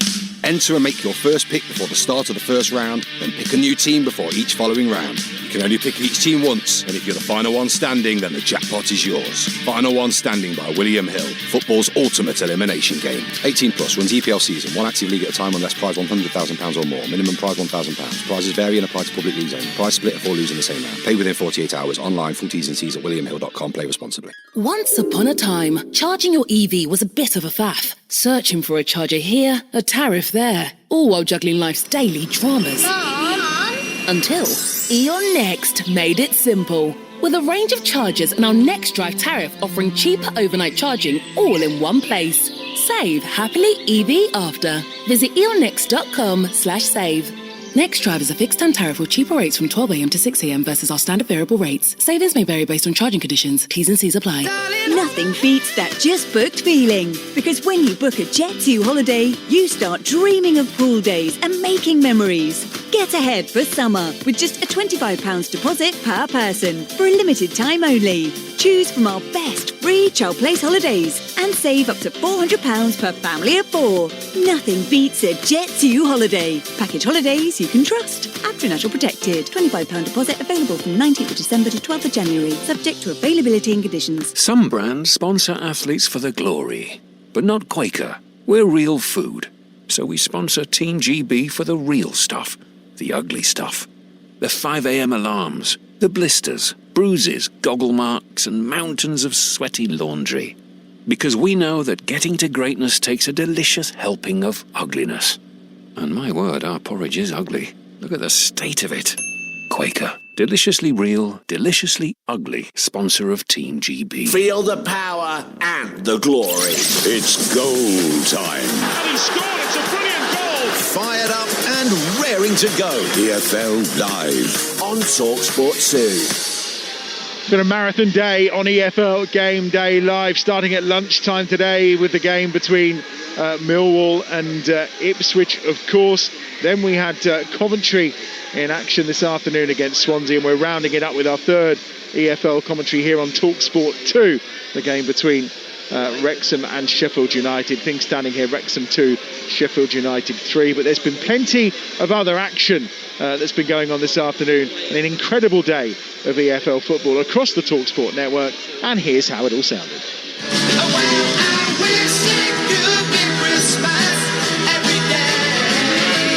We start here at St Andrews for what is Coventry, number 200 of the season so far. Robinson at the back post trying to bundle it in! He has! It's an equaliser for Birmingham City. Derby couldn't keep it out. Look, this game just had a bit of everything, hasn't it? Neither side really did enough to win it as it finishes Millwall 0, Ipswich Town 0. Bristol City haven't won consecutive league meeting against the Baggies since December 1993. They look good for that record to be broken. West Brom 0, Bristol City 2. And Leicester take the lead goals as they go in on Talksport. Leicester's only win in their last 11 Boxing Day games was against Man City. Pep's Man City. And no guesses for who's scored it. It's Jovan McCarmer. Norwich 1, Charlton 0. Flicked on by Wolverhampton. Mason Clark on the turn and brilliantly firing into the roof of the net. And Coventry are off and running. They've been second best for a lot of this. And it's been headed in by Pollock to give the Hornets the lead. It's Leicester 1, Watford 2. Sheffield Wednesday 2, Hull City 2. Wednesday's lead didn't last long. Matt Crooks has hauled them level. Oxford 2, Southampton 1. They've been under the cosh, but Stan Mills has come up with the goods. 3 precious points coming the way of the Sky Blues. They maintain their unbeaten record here, and if things stay as they are in the other games, well, they're going to go 8 points clear of second place Middlesbrough, and they are most definitely 13 points clear of third placed Ipswich. It's going to be a good afternoon for Coventry. Finished at the Riverside. Middlesbrough 0, Blackburn 0.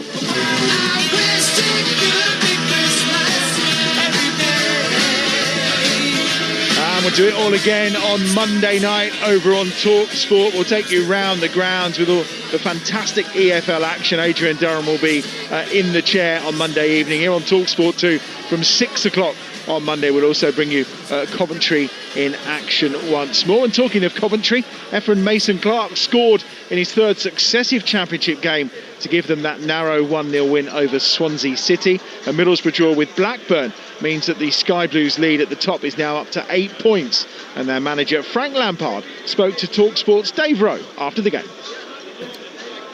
It was definitely a tough run, and we were on a big winning run. It's not always possible to keep that going throughout, and then when we have now had a couple of games where we haven't got maximum points, we've still come back, and there's a strength within the group. So it gets tougher. It should be very tough. Obviously, the turnaround's quick, especially with our squad size in terms of fitness, who can go again, and how we can maybe have to change a little bit over this period of games. But we got the first one done going into this busy period, so I'm very happy.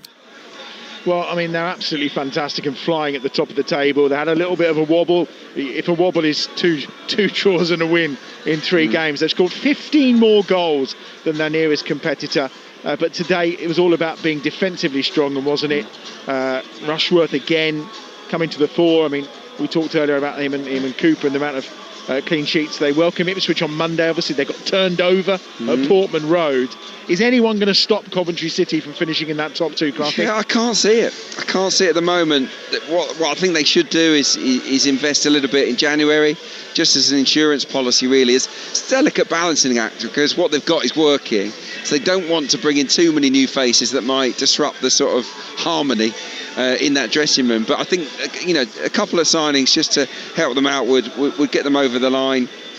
Look, they've shown that they can outscore you during the first half of the season, but in recent weeks when the goals have dried up a little bit, then they've also shown that they can defend and that they can keep clean sheets as they did today. So yeah, look, they're showing all the hallmarks of a team that will finish top 2. It's not done and dusted, of course it isn't, but I do think they deserve to be at the summit at this stage of the season, and I'm so happy for Frank Lampard, because he is proving, isn't he, that he can be a very, very successful manager. Yeah, doing a terrific job. You're back here on Monday night for Wrexham against Preston. Sheffield United, they'll be heading to Stoke. All those games covered as we go around the grounds on Talksport from 7 o'clock on Monday night. If we all know what Monday night is at that point, it'll just be the next day. There's some more I had to EFL ask you earlier what day it was, didn't I? It is Friday for sure. Adrian will be based over at Leicester against Derby as well. So that's Monday night with the EFL, but there's some more matches to come tonight on the Talksport network. Well, there's one in particular. It's the only Premier League game of the day. Newcastle travel to Old Trafford to take on Manchester United. That kicks off at 8 o'clock. United will be without their talismanic captain Bruno Fernandes following an injury to his hamstring during Sunday's loss at Aston Villa. Let's hear from Ruben Amorim quickly. He's previously said not even the Pope could make him change away from his 3-4-3 formation, but he's indicated for the first time they might finally be willing to use a different system. I think in the future we can change also like I was always talking, and you guys, especially you, about the system. We can play a different way to take more quality from these players, because I have the feeling that if we have to play a perfect 3-4-3, we need to spend a lot of money and we need time. So I'm starting to understand that is not going to happen. So maybe I have to adapt. Hallelujah. He's realised sometimes a football manager has to adapt. Ruben Amorim speaking ahead of Manchester United against Newcastle United tonight. Just to get this fine for you, you can stay with us. We'll be done around 7:30. You don't have to miss any of the drama that we expect in this second half between Wrexham and Sheffield United. Then you can switch over to Talksport, especially if you've got the app, maybe downloaded on your new phone you got for Christmas. You can swipe between the games, of course. Flick over to Talksport for an 8 o'clock kickoff. Clarkie, how has it taken him so long to realise that he needs to perhaps be a bit adaptable? It's hilarious. It's absolutely hilarious, because everyone who understands and watches football has been sort of screaming from afar, say, why do you have to stick with this system? It doesn't suit the players you have. So for it to only dawn on him now, it is just pretty funny. We'll see how they get on. I think it's a tough game for them tonight. Obviously, no Bruno Fernandes. And you've got that Newcastle front three and the midfield three there. I remember the game last year. Bruno was, I think, suspended last season when Newcastle played, and Newcastle battered United at Old Trafford. It'd be interesting to see if United are any better this evening. That's the first of a couple of Premier League games coming up in the next few hours across the Talksport network. A reminder, it's Manchester United Newcastle, 8 o'clock tonight over on Talksport. When we're done here, Steve Bruce, part of our commentary team, and then tomorrow lunchtime, Forest against Manchester City. Stuart Pearce will be on the team for that one. And then, of course, as I mentioned, other Premier League games across the weekend. We'll have the goals as they go in around the grounds tomorrow afternoon, and also on Sunday afternoon too. And then on Monday, we're back to EFL action before we head into a midweek round of Premier League games, where you can hear every single game live and exclusive to national radio via the Talksport network. So as I mentioned, if you haven't got the app and you've got a new phone or maybe a new device of some description, a pad maybe or something like that, or a tablet, get it downloaded now. You are going to need it in the next week or so. Right, we're underway. Second half at the Racecourse Ground. Can it live up to that opening 45 minutes? By far and away, for me, the best 45 minutes I've seen this season, for pure chaos. Maybe not quality of football at times, but for pure chaos and lack of defending, which I think is all you want around Christmas time. You want to be entertained, and boy, were we entertained in that opening 45 minutes. Yeah, it was fabulous entertainment. I loved it. Loved every second of it. It seemed like every time there was a shot, it was a goal. But we could have had even more towards the end. After the 5 goals had been scored, there were 2 or 3 other really good chances for both teams. So yeah, I hope that the managers haven't got too stuck into the players and tactically sorted everything out, because that would make for a much duller half. But let's see what unfolds. For me, Wrexham have got to create the intensity here. They're the ones chasing.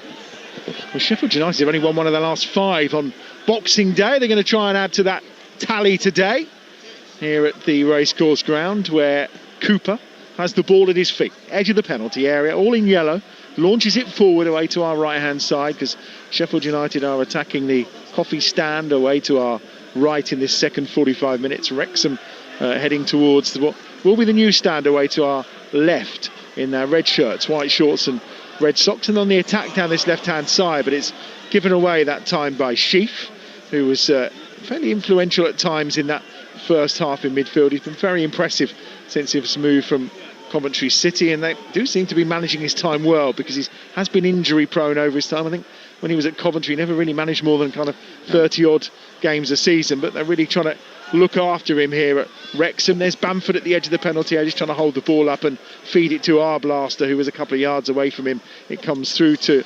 Okonkwo away to our right-hand side, whose first-time clearance is to Tanganga in the centre circle. And now it's Chong cutting in from this right-hand side onto his left foot. Arblaster again to Sariki. Chong's made the run again out on that right-hand side by the corner flag. He's got ball at feet, 2 red shirts around him. He's got Sariki, who's gone over the overlap, ignores him, goes inside again to Arblaster. Chong, the former Luton man, goes central. Now Arblaster will tee it to the edge of the penalty area. Harmer's there, left-hand side. Bamford with the ball across to O'Hare. Well, he got the ball and cleaned out O'Hare all in one there, Hyam, at the edge of the 6-yard box, and it's a corner for Sheffield United. Well, they defended across very, very well, actually, on that occasion, Dom Hyam.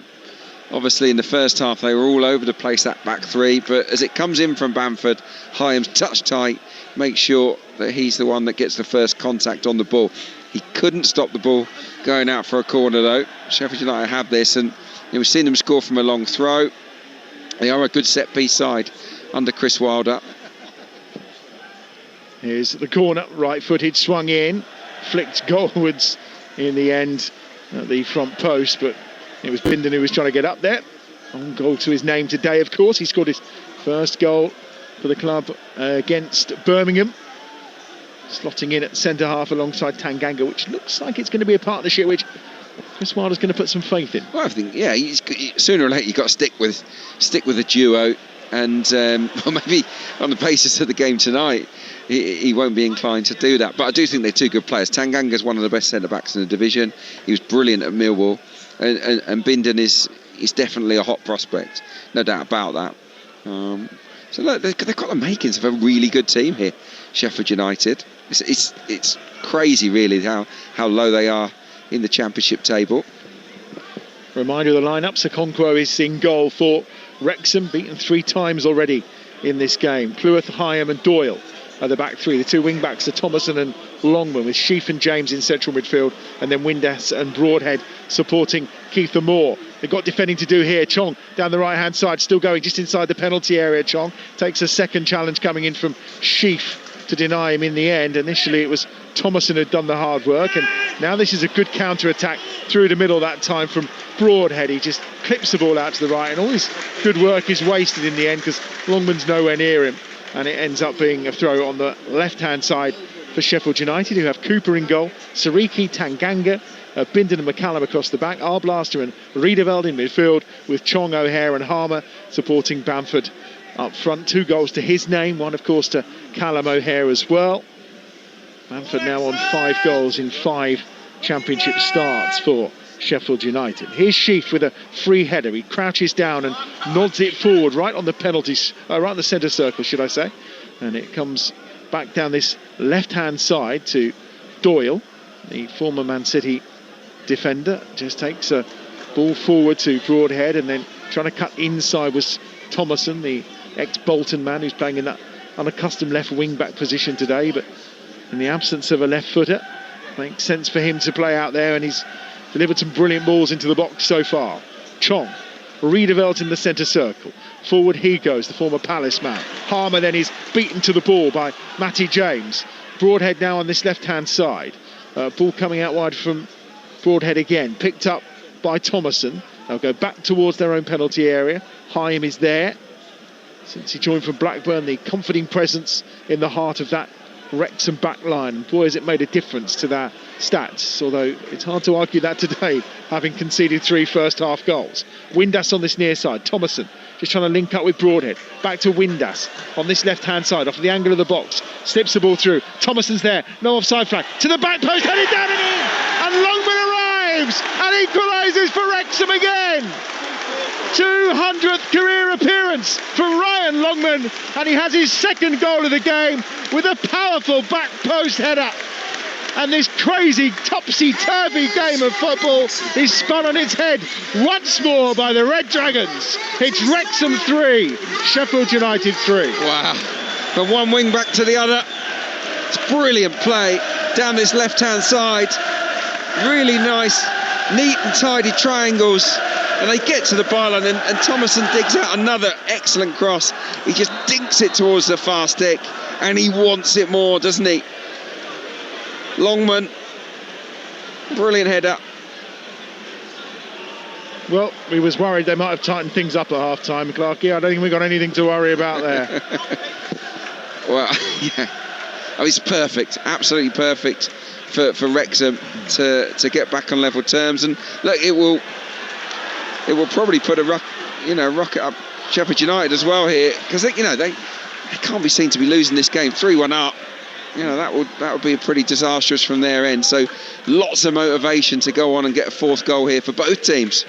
Yeah, brilliant switch of play there from Thomason out with this left-hand side to the right again for Wrexham, as they now think about going in search of finding a goal to put them in front in this game. Maybe that would be rather bonkers, but as we've said, their home form is excellent. Yeah, 8 games without defeat, lost 1 of their last 10 to be precise, and we know what a fortress this was throughout their campaigns in League 2 and League 1 once they made it back into the EFL. And as a former winger, Adrian, with Arsenal and Southend, you can appreciate some of the quality of the crosses with Sintonite from the fullbacks and the wingbacks. I think that's one of the reasons I'm enjoying this game so much. The wing play has been magnificent. We've seen so much quality put into the box tonight, and not all of them have been converted, but that was another peach of a cross. You get to certain situations, this is what you train for. You do these training drills during the week, and in certain situations, you wrap your left boot around it or your right boot and you whip it. But that, where he crossed from there, Thomason, it was a dink. It was always going to hang it up. Broadhead, lovely ball to the right-hand side. Windass at the edge of the box, fires the shot, beaten away by Cooper. And a second attempt from Broadhead on the volley from around about 16 yards out. Goes wide of the left-hand upright. I thought Windass was a little offside then, and we're in a pretty good position, but the flag stayed down, and boy, did he power that effort at Cooper. Well, it's a palm stinger, wasn't it, from Windass? I agree. I think it was a tight one. He could well have been offside, but this flag did stay down, and he surged through, and he absolutely put his laces through it to Windass, and he couldn't control it. There's no chance he could have caught it. He just had to get anything on it there, Michael Cooper, and thankfully for Sheffield United he did. But yeah, great start to the second half from the hosts here. I said they start both halves very, very well this season, Wrexham. It's their purple patch. Is that potentially the first save that Cooper's actually made in the game? I think it might be. I've got a funny feeling it might potentially be. Yeah, just looking at a replay, but it's he's had to move for it a little bit. It's not right in the corner. It's a powerful effort. Windass only had eyes for goal, didn't he? Oh, yes. And you can understand why, as Keeper Moore is just held by Riedeveld. Oh, and the referee has stopped them taking a really quick free kick. Adamant the ball was moving. Rolling, yeah. There was a bit of controversy in the first half where there was a potential handball. Broadhead's away. No offside flag. Gets to the byline here. Just about can't. I thought he just about kept it in, but in the end he can't. Runs out of play. Around the handball potentially. So the flag went up for Keeper Moore to be offside, but I think a couple of the arguments are coming saying, but actually the handball happened before Moore was deemed to be interfering with play. It's a bit of a tricky one, and like we said, I think VAR may have kind of talked about that for some time. I think we could have had a 3, 4, 5 minute discussion on that, because it's not completely clear. The flag goes up for Moore. There's no doubt about that, but was Moore going to get on the end of that pass? And there's definitely a handball. It was the clearest handball you could ever wish to see. I just think you have to accept it. You have to take it on the chin and say that's just unlucky from that point of view for Wrexham. But they've got time to go and win this now, and the atmosphere has cranked up, hasn't it? I felt like even though we were royally entertained in that first half, it was a bit quiet at times, because I think the home fans are just stunned by what they were seeing. It's definitely gone up a level now. Yeah, they were a little frustrated, I think it's fair to say. We're 11 minutes into the second half of what is an absolute Christmas cracker of a game here at the Racecourse ground. And on halfway, it's picked up by Wrexham, again on the attack with Hyam, floating a ball out to that right-hand side. Bit of purpose on that, as the diagonal was heading in the vague direction of Longman. Harmer's back doing the defending, though, and it's back to the feet of Cooper, right-footed. I'm not convinced at times about Cooper with his feet. In fact, neither of these goalkeepers with their feet make me feel very convinced. No, they're the shot stopper types, that's for sure. Thomason gives it short. into Ben Sheaf in the middle of the park, right for the ball. There was interest from Sheffield United in Ben Sheaf about 18 months or so ago. Oh, here's Windass on the right-hand side, level with the edge of the penalty area. Gets it back to Longman, who gets the cross, and it's blocked out by Sam McCallum. And he's saying to his teammates, someone help me, because he's blocked that out for another corner on that far side for Wrexham. Yeah, he's a little bit overwhelmed, isn't he, on that far side. The thing is, he's got Harmer in front of him. And Harmer's a great player, we know that, but he's better on the ball. He wants to get involved when the Blades have it. Is he going to track back? Is he going to, help his full back out at times? And I think the answer is often no. Here's the corner, swung over, not the best of deliveries this time. Matty James was responsible for that one, and it wasn't too good, I think it's fair to say. Just floating away and easily cleared by Sheffield United. Yeah, I think McCallum's still frustrated, the left back for Sheffield United, because he got out-jumped, out-muscled, didn't he, at the far post by Longman for the equaliser. He'd be kicking himself, got himself into a bad position. Here's Kiefer Moore, 25 yards out from goal. Left-hand side, Sheaf, ball at feet, just teasing and playing there with Sariki. Gives it to James, and here's Thomason to the right-hand side. Helped out wide to that far touchline by Cleworth, who gets it back in a more central position. Windass on the turn, 35 yards out from goal. Lovely left-footed ball, clipped to Sheaf, and it's just going to skip off this surface. The temperature dropping, probably a little bit of dew out there as well, and it just skids away from Sheaf, who can't get there, and it will be a goal kick away to our left-hand side. 13 minutes gone in the second half here on Talksport 2, your home of the EFL, where it's Wrexham 3, Sheffield United 3. Yeah, and Wrexham are playing now. They're playing with a real swagger. And at times in the first half, when the defence were leaking goals for fun, it was a similar story. They've really toyed with the Sheffield United defence tonight. And it's good to see some of these players knocking it around. Here comes Sheffield United again, and James at the edge of the penalty area has to be strong and hold that ball up, which he does. And he manages to get the clearance in too, which was very much required. I think there's no two ways about that. And it's a chance now for Wrexham to build, this time from the back as they look to try and bring it forward. Team news is coming in for that Premier League game that gets underway over on Talksport at 8 o'clock. As we know, there is no Bruno Fernandes and there's no Kobbie Mainoo in the starting lineup or amongst the substitutes today. So maybe it's going to be his opportunity for Manchester United, but Martinez is captain the side. Lisandro Martinez is the man who'll wear the armband today. As for Newcastle, they're unchanged from the team which drew 2-2 at the weekend against Chelsea. That game live over on Talksport from 8 o'clock tonight. Get yourself up via the app, switching between stations once we're done here at the racecourse ground. And we're almost at the hour mark. It's 3-3 in a real Boxing Day blockbuster of a game. And Okonkwo at the edge of his penalty area. It was left to run to him by Doyle, and just for a moment of panic he had to use his feet, but he did it quite effectively this time. Here they come down the left again. Wrexham over halfway. It's Thomason steaming forward, short to Broadhead, who's got 48 career goals to his name in the league, and he'll go back towards halfway where James is there. He's not really had a sight at goal apart from a free kick today, Broadhead, and he blasted that over the bar. He certainly played his part, though, in the attacking intent shown by Wrexham during this game. Oh, I've loved watching him. Yeah, he's neat and tidy. He's sort of he's produced a few flicks and tricks during the match. I think he's popped up in that little space between Tanganga and the right back Sariki. Yeah, he's just in between those two. He's wreaked havoc at times today. With the ball 10 yards inside his own half is Tanganga. Short to Riedeveld. Down this right-hand side, it's Sariki who clips a ball round the back of the Wrexham defence. Hyams had to run to the edge of the penalty area and just hooks it away with his left foot up towards halfway, where the colossus that is Kiefer Moore is there. And Sheaf was bending in to win that header, but Riedeveld's boot was a little high, and Andrew Kitchen, our referee, was a couple of yards away, so immediately gives the free kick. It was good midfield play, wasn't it, from Sheaf, because he could see a mile off that the header was a loose one from Tanganga. It was going to drop in midfield, and he was on his bike. He just got his head there before the boot of Riedeveld. I think it was a free kick. Change coming for Sheffield United, as that one clips through towards the edge of the penalty area for Wrexham again, and Windass sticks a boot in that can't quite get there. Over 10,500 in at the racecourse. which is no surprise. And 1,247 hardy souls have made the journey over from the Steel City to join us across the border. Yeah, they're sort of tucked in down in the stand that we're in, I think, aren't they? Sheffield United fans. They are. Yeah. Make plenty of noise away to our right-hand side. There is a change coming here for Sheffield United.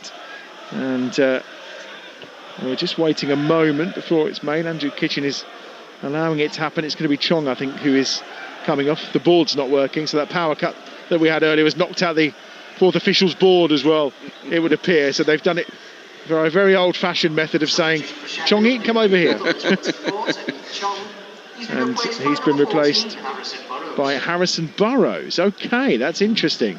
So Chong was playing on the right-hand side. Burrows has then gone onto the left-hand side to just help McCallum out on that far side. So we'll see how... Yes. I'm going to assume O'Hare might come over to the right and Harmer in the middle at the 10. Yes, I think that'd be the change. Maybe reference to going back to the point that I was making earlier about Harmer maybe not giving enough protection down that side. So it's almost a back five as you look at it now, isn't it? You see the McCallum there is almost at a left side centre back. Maybe that is the plan they've gone for. We'll see how it pans out. But Burrows is on, former Peterborough player, of course, winner of the Football League trophy at Wembley. Yeah, I was terrific there. Performance that day. Oh, he's brilliant. Yeah, no, he's a real legend at Peterborough. And he's done ever so well for Sheffield United as well. But they have got two good left backs, haven't they? So there's a real competition for that place. I think he's one of those that paid the price for that abysmal Friday night performance against West Brom. That was the last game he started for Sheffield United, and they were terrible that evening. I think there's no doubt about Wilder that. was not happy after that, rightly so. West Brom losing again today as well.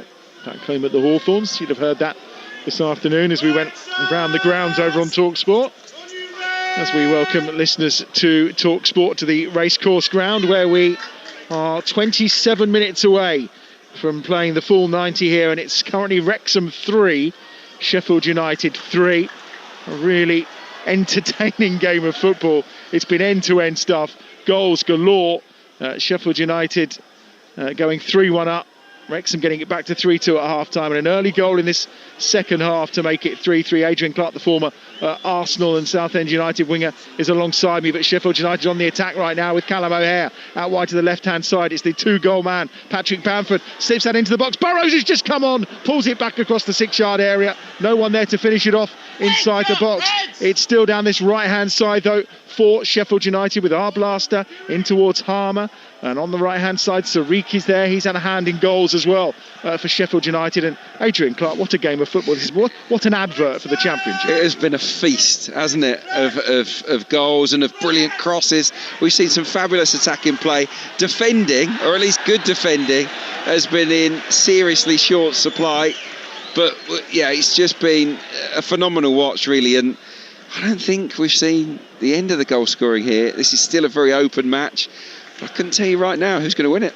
It is real end-to-end stuff for both of these sides. They look dangerous every time. I think each keeper's maybe made one save in the game. The attacking has been that good at various points. But we've got about 25 minutes to go here, and it remains live over on Talksport 2. Wrexham 3, Sheffield United 3. Windass clips the ball forward. Broadhead tries to get there first. Good header out by Tanganga. It needed to be as well. Sariki on this near side will win the throw. And it's taken quickly by Thomason. In fact, Sariki didn't win the throw. He put the ball out of play. Wrexham won the throw.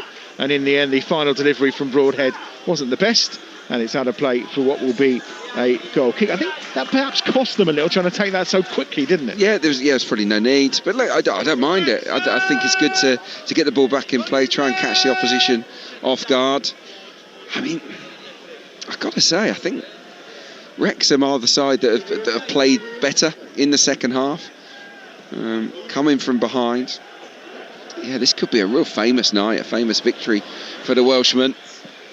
O'Hare trying to slip a ball through again. Burrows on the left-hand side. Bamford's there, goes down in the box, and he's given the free kick right at the edge of the penalty area for the foul on Patrick Bamford, who certainly went down inside the box, but Andrew Kitchen, the referee, decides that the foul was at the edge of the box just to tidy up before. Gustavo Harmer also booked for that challenge on Ben Sheaf, his 5th yellow card of the campaign. Of course, it was 19 games, the cut-off point for 5 yellows, so no suspension coming for him.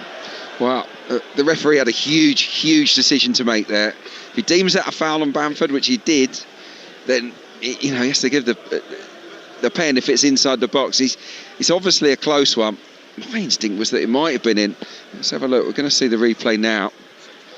I'm not sure it's coming just yet. No, this isn't the replay, is it? But a little bit behind. But it was right on the line. He gave this. Here we go. It was O'Hare. It came to Bamford. It is right at the edge of the penalty. Do you know what? I think it is on the line. It's a trip from Longman, isn't it, who got yellow carded? It's a good touch away from him. He gets clipped. The foul does continue into the box. If he'd have given the pen, you could have understood why. So he's aired on the side of caution here, but they've got Harmer and Burrows, and these two are excellent. It's definitely outside the box. This is 5 yards right on the edge of the penalty area to the left of the D. Burrows with his left foot. There's 5 in the Wrexham wall. Gustavo Harmer, though, boy, can he hit these with his right foot. And it is Harmer who drills it, and it's saved by Okonkwo. Away to his left-hand side, palm behind for a corner. Yeah, great save. He really whipped this with power and bend. It was really precise. The makeup of the wall was excellent from Wrexham. You see, Kiefer Moore, they stopped him going over the wall because they put all the big ones on that one side. So they forced him to go goalkeeper side, and the goalkeeper was up to it. Credit where it's due to Andrew Kitchen. That is a good spot. That very good. It was the back foot, wasn't it? Yeah. It was the back foot. Right at the edge of the box. Harmer floats one towards the back post. Netted back across the face of goal. O'Hare has got a head to it, but he's headed it out sideways. And the referee eventually gives the foul inside the penalty area. And that will be a free kick for Wrexham and a chance for them to clear. We're beyond the midway point of the second half. You're listening to Talksport 2, your home of the EFL. It's 3-3 here at the racecourse ground. And are we going to find a winner, Adrian Clark? Oh, I'd love to see a winner. I think it's what the game deserves. It's been such an amazing watch. Yeah, it'd be a bit flat, really, if neither side went home happy. Yeah. Tell you what, give the keeper his credit for that save as well, because what Okonkwo didn't do, he didn't stand behind his wall. Yeah. He actually guarded his bit of the goal and trusted the wall to do its job, and that was bending in from Harmer. There's no two ways about it. It was, it was a really good free kick. As I said, the makeup of the wall was brilliant, because all the tall players were covering that side. Thomason down this left-hand side, attempts to put the cross in, hits Sariki in the back, pulls his cross, then just shanks it really towards Sheaf this time. And now it's Doyle who hits one from the edge of the penalty area on his left foot, takes a deflection off Arblaster. Another corner down this left-hand side for Wrexham. He just took a little nick. I think the shot was always going to go over. He was leaning back a bit there, Callum Doyle. But they have got some big units. I'm just looking at those 4 on the penalty spot. Kiefer Moore, he's taller, but he's not that much taller than the other 3. Moore, Hyam, Doyle, Cleworth are all in there. And there's just a pile of bodies laying on the floor, and Andrew Kitchen will allow this to be taken again. And I think defensively trying to do the work that time. And down on his haunches was McCallum, who's already been beaten in the air by Longman for the equaliser for Wrexham that made it 3-3 at the start of this second half. 20 minutes to go here. Feels like we've gone a while without a goal. It's going to be delivered down this left-hand side again by Thomason, who's been excellent with that left foot of his. It's flicked goalwards by Hyam, and it's going to come back to halfway, where Longman is there. And he's done well to keep that in, Thomason, because that was bladdered at him by Longman. And now Broadhead, 25 yards out on his right foot. Lovely pass, Moore inside the box. Can he sort his feet out? Gets the shot away. It's brilliantly blocked by Bindon, but behind again for a Wrexham corner, who've got their tails up here at the racecourse ground. Yeah, backs to the wall stuff now for the Blades. They've been pushed deeper and deeper. Good football. It's a nice incisive pass, wasn't it, from Broadhead into Moore. He receives it on the half turn, but they smuggle it away, but it's only for a corner. Matty James going for the right-footed in-swinger this time. It's going all the way over the back. Headed goal was punched away by Cooper. It was Doyle who got the shot away, and it's poked home. It's in Broadhead off the line. Off the line by Arblaster on this near side, right by the right-hand post. Back into the danger zone. It comes from Hyam, headed clear by Callum O'Hare. Desperate defending from Sheffield United. Here they are again. James clipped in. Offside flag is up against Doyle this time, and it will be a free kick for Sheffield United. Pick the bones out of that, Adrian Clark. Well, the main takeaway is that Ollie Arblas has now cleared 2 off the line. Right place, right time again. It's on that right side of the post. He stays there for the corner. And it was an almighty scramble, wasn't it? 2 or 3 efforts. Then it comes in from the edge of the box. It takes a deflection as well. But he doesn't move, Ollie Arblas. So he stays in position and he whacks it away, much to the relief of Chris Wilder, I'm sure. But it was a good far post corner. Excellent save, actually, from Cooper initially. And yeah, it was Broadhead's shot that was deflected onto Arblaster, who saved the day. Well, there's going to be no hat-trick for Patrick Bamford. He's off. Tyrese Campbell is coming on. And there's a second change for Sheffield United as well. And that's in the introduction of Soumare, I think, into that midfield, just to replace Riedewald. Put your readers on. Yeah, it's Riedewald that went off, for sure. But yeah, look, Tyrese Campbell is a quality player to come off the bench, isn't he? I mean, the header initially from Doyle, it was a real kind of mad moment, punched away by Cooper. It was the shot from Broadhead again in that little melee that I think took a deflection off of Cooper, and then Arblaster cleared it off the line. In fact, no, it wasn't. It was a deflection off Tanganga that Arblaster then cleared. It's desperate defending, and Arblaster again right in the heart of it for Sheffield United. Yeah, well, they're outshot Sheffield United. Now they're 14-11 up in the shot count, and a lot of that's been in the second half. There's 6 efforts, 3 on target since half-time. Wrexham have definitely been the better side since the break. Well, we've certainly seen some action from the keepers in this second half that was lacking in that first period. Here's Harmer, right-hand side for Sheffield United. They're on the attack towards the edge of the Wrexham penalty area. It's a rare foray forward in the last 10-15 minutes or so for Sheffield United, and that's going to run out of play, and it'll be a goal kick away to our right-hand side, and a chance for them to clear their lines. Yeah, just got one deep breath, ready for the sort of business end of this game now. But yeah, the way it's shaping up, you'd say that it's Wrexham that look the more likely winners. Here's Kiefer Moore down this left-hand side towards the edge of the penalty area, looking to take on Bindon, gets the cross towards the back post. Longman was arriving, dealt with this time, dropped in short to Broadhead.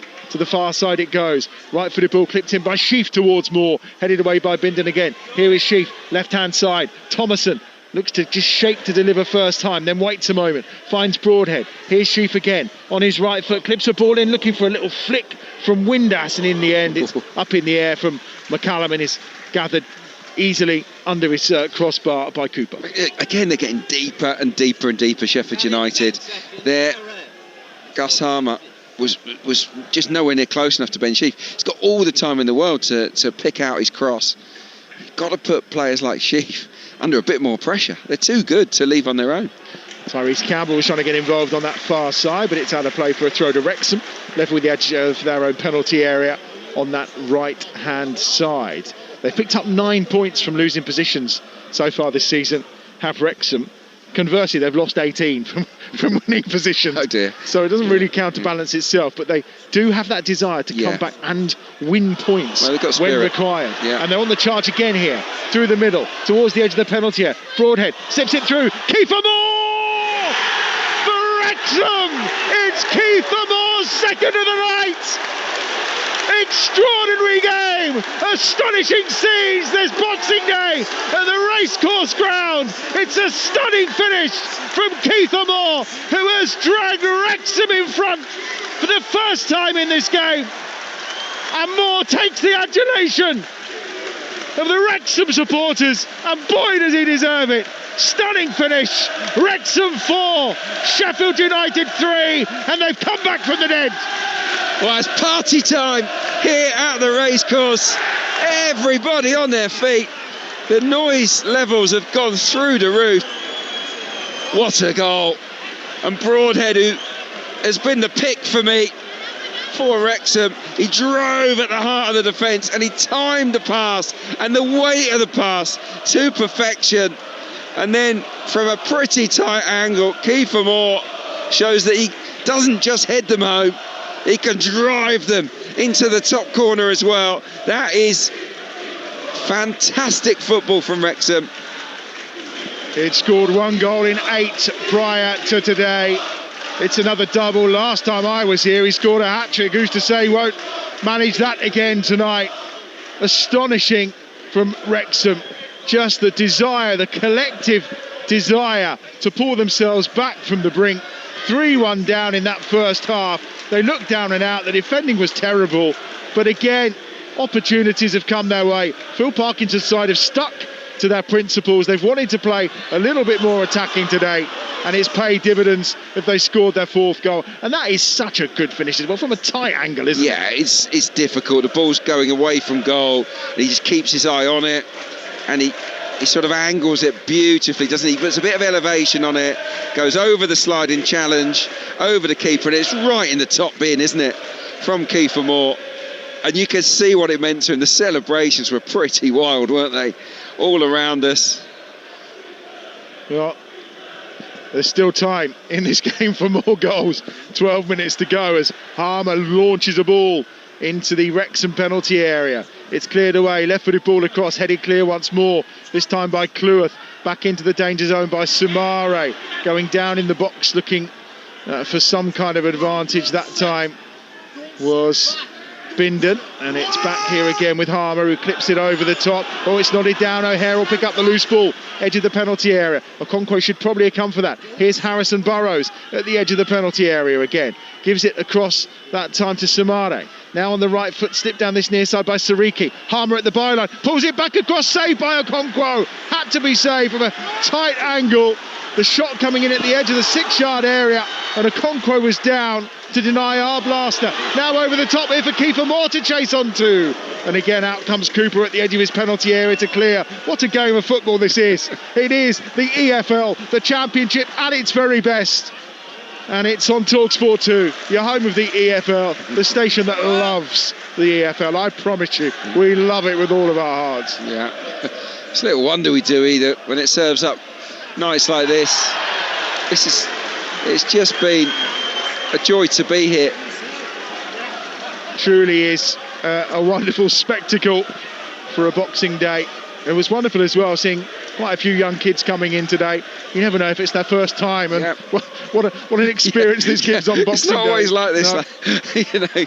It's not always like this, but it will get them coming back for more. Look, special things do tend to happen at Christmas time. You get crazy games, you get unusual results, moments of real magic, and today it's just been crazy. Broadhead on the charge towards the edge of the penalty area. Thomason alongside in penalty. It's a penalty for Wrexham. Thomason is brought down. No hesitation from Andrew Kitchen. He points to the spot, and it is a penalty for Wrexham. Yeah, no doubt about it. We had a good view of it. I think it's Bindon that pulls down Thomason. Thomason has been superb, hasn't he? He's been really excellent in this left-back role. He's got forward a moment ago. They went forward. Our blaster almost scored from 6 yards out, and then in the blink of an eye, they concede a penalty, and now they're staring at 5. Well, Kiefer Moore missed the last penalty they had. That was against Hull. Prior to that, Josh Windass had scored the previous 2 so far this season against Southampton and against Charlton. It is going to be Windass against Cooper from 12 yards.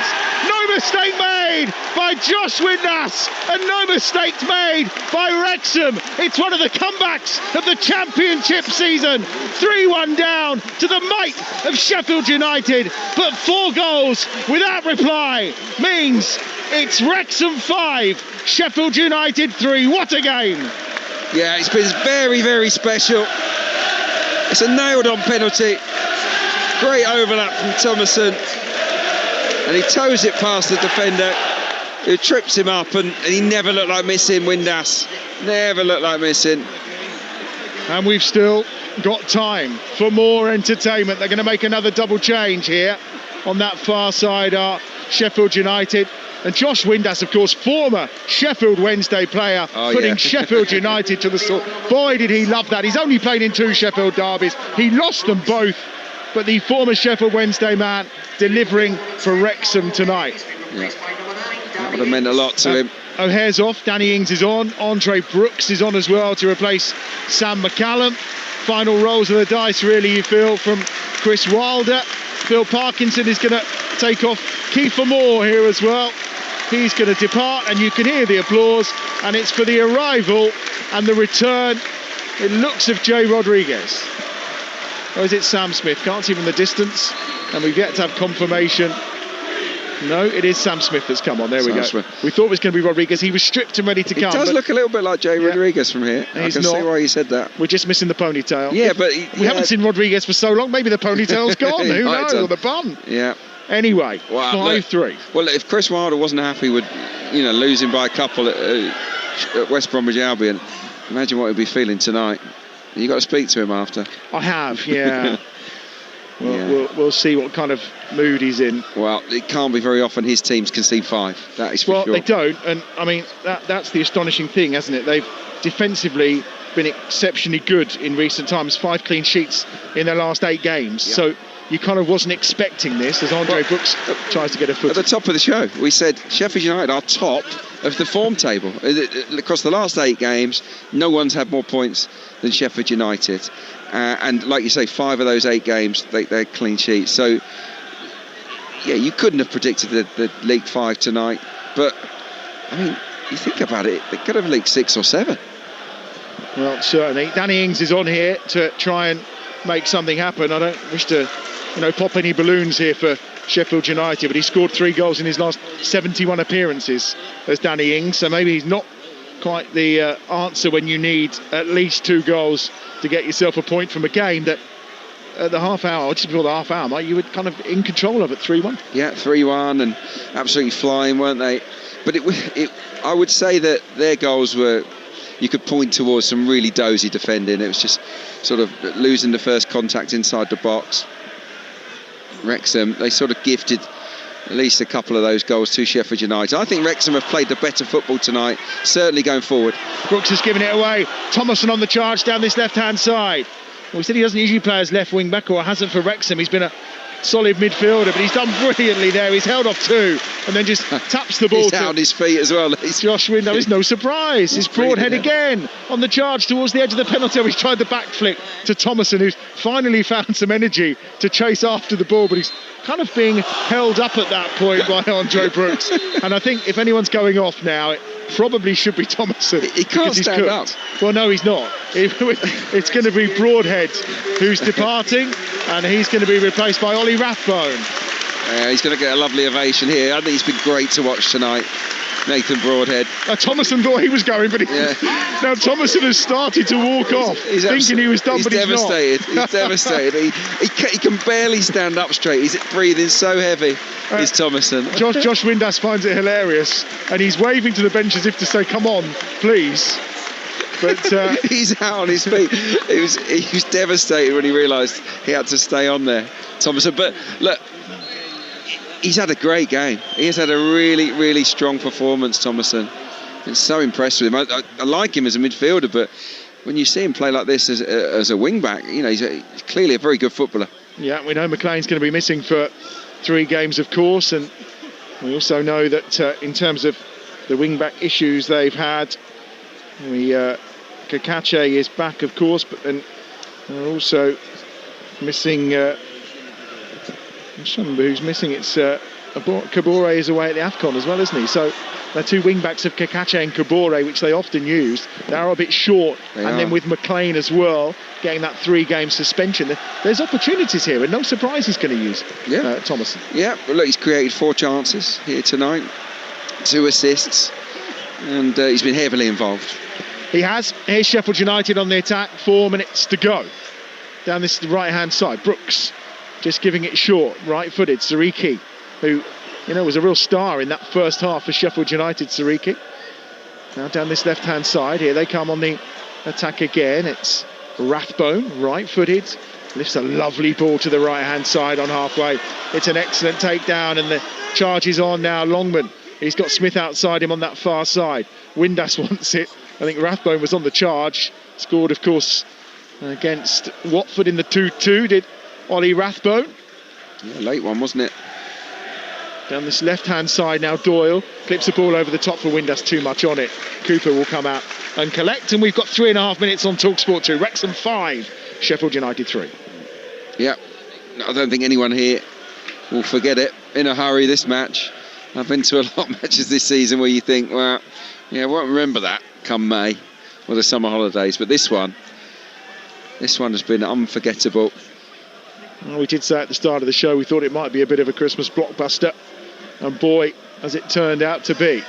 Entertainment of the highest order, as Sheaf has it on halfway for Wrexham, as they look to just see this game out. Left-footed ball forward is not the best of balls that time from Thomason. It's no surprise, tired legs, tired minds as he swings that left boot forward and just gives possession away. And a few of these supporters around us are just bemoaning that, but I think he looks exhausted. Yeah, I'm just thinking about Phil Parkinson here. He's got to be so proud, and he sent his players out very early, didn't he, for the second half.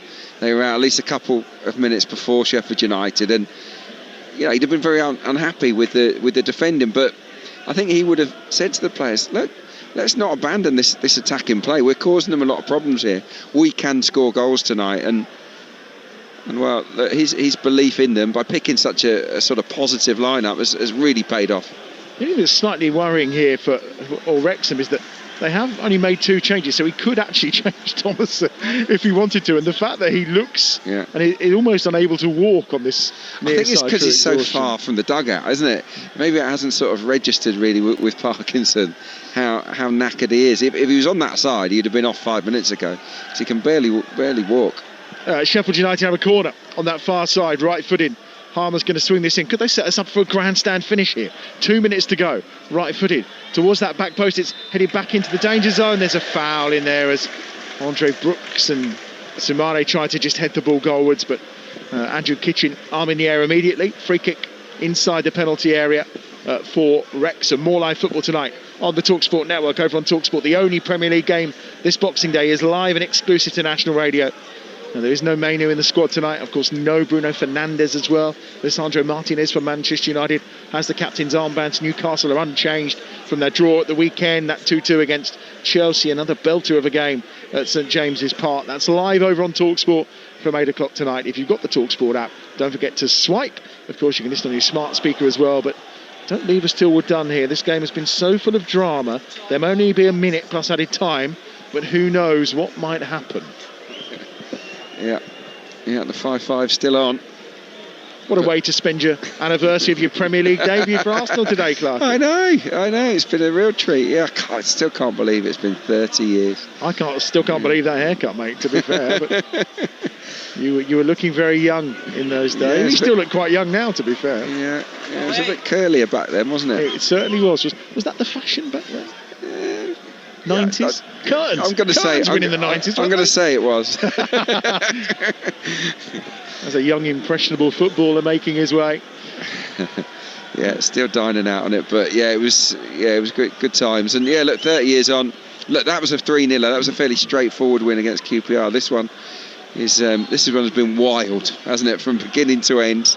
And we've got 4 more minutes. We have 4 minutes for Sheffield United to try and do something, or maybe for Wrexham to find another. As Rathbone makes his run into the penalty area on that far side, Longman towards the corner flag. He scored one of Wrexham's goals tonight. Ball goes out of play. It'll be a goal kick for Sheffield United away to our left hand side. Kiefer Moore with a couple of the goals for Wrexham, an own goal as well from Tyler Bindon, and the Josh Windass penalty put away with such relish by the former Sheffield Wednesday man. The ball goes into touch on the far side. It will be a throw to Wrexham, 10 yards short of halfway. And still a change is being made. Here he is. Windass coming off, and now Jay Rodriguez is coming on. But still no sign of Thomason coming off. But it's a huge round of applause for Josh Windass. Rodriguez, 36 years of age, is back. He picked up an ankle injury in pre-season. He was excluded from the 25 that were put forward to start the campaign for Wrexham. But with Elliot Lee being injured, he's now replaced him and just giving that extra option for Phil Parkinson's side. Got a squad, haven't they, Wrexham? Got some good players in reserve. So, I still think stability in the division's the aim, but they've shown here tonight they can mix it with anyone at this level. This second half, they've they've bossed it really. I mean, I know Sheffield United have had some moments. Looking at the XG for the second half, 167 to 0.37, 11 shots to 4. They came out and said, we're not going to just come back and try and get a point here. We're going to go on and win it. And that attacking nature has been richly rewarded. Well, you can see why Parkinson wanted the experience of Jay Rodriguez, can't you? 480th career league appearance today. And if you get that far, you're a good pro. You do things right. You don't get that far in the game without looking after yourself, being a good role model, being a good person in the dressing room. So, yeah, he'll be helping out no end. Don't forget, what are you up to on Monday night? Make sure you're with us across the Talksport network as the next range of EFL games is on, as Brooks goes up to try and win a header. Oh, it's down off the crossbar. Bounces down. The effort driven in that time by, I think Sangare may have had the shot, or may have been Tyrese Campbell. And it's just bounced down off the underside of the bar, and it's gone behind for a corner. I think it was Tyrese Campbell. There's no number on the back, is there? No. It's a change of shirt. But yeah, he's cracked a volley and it's hit the underside of the bar and clearly bounced over the line.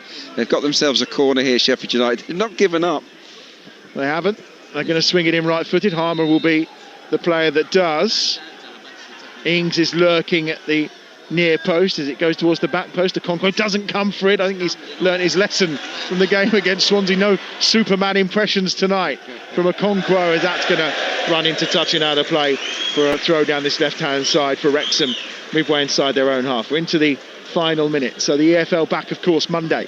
We've got a game for you. We've got Coventry in action against Ipswich. 6 o'clock here on Talksport 2 on Monday night. Over on Talksport from 7 o'clock around the grounds with the GOAT, Adrian Durham. He'll be over at Leicester against Derby, taking you around all the games. Updates from the EFL, of course. And that's on Monday. Premier League action before that coming up over on Talksport from 8 o'clock tonight. Manchester United against Newcastle United, and then tomorrow lunchtime Nottingham Forest versus Manchester City, and then around the grounds with Adrian also tomorrow afternoon and Sunday afternoon with Sam and Perry as well.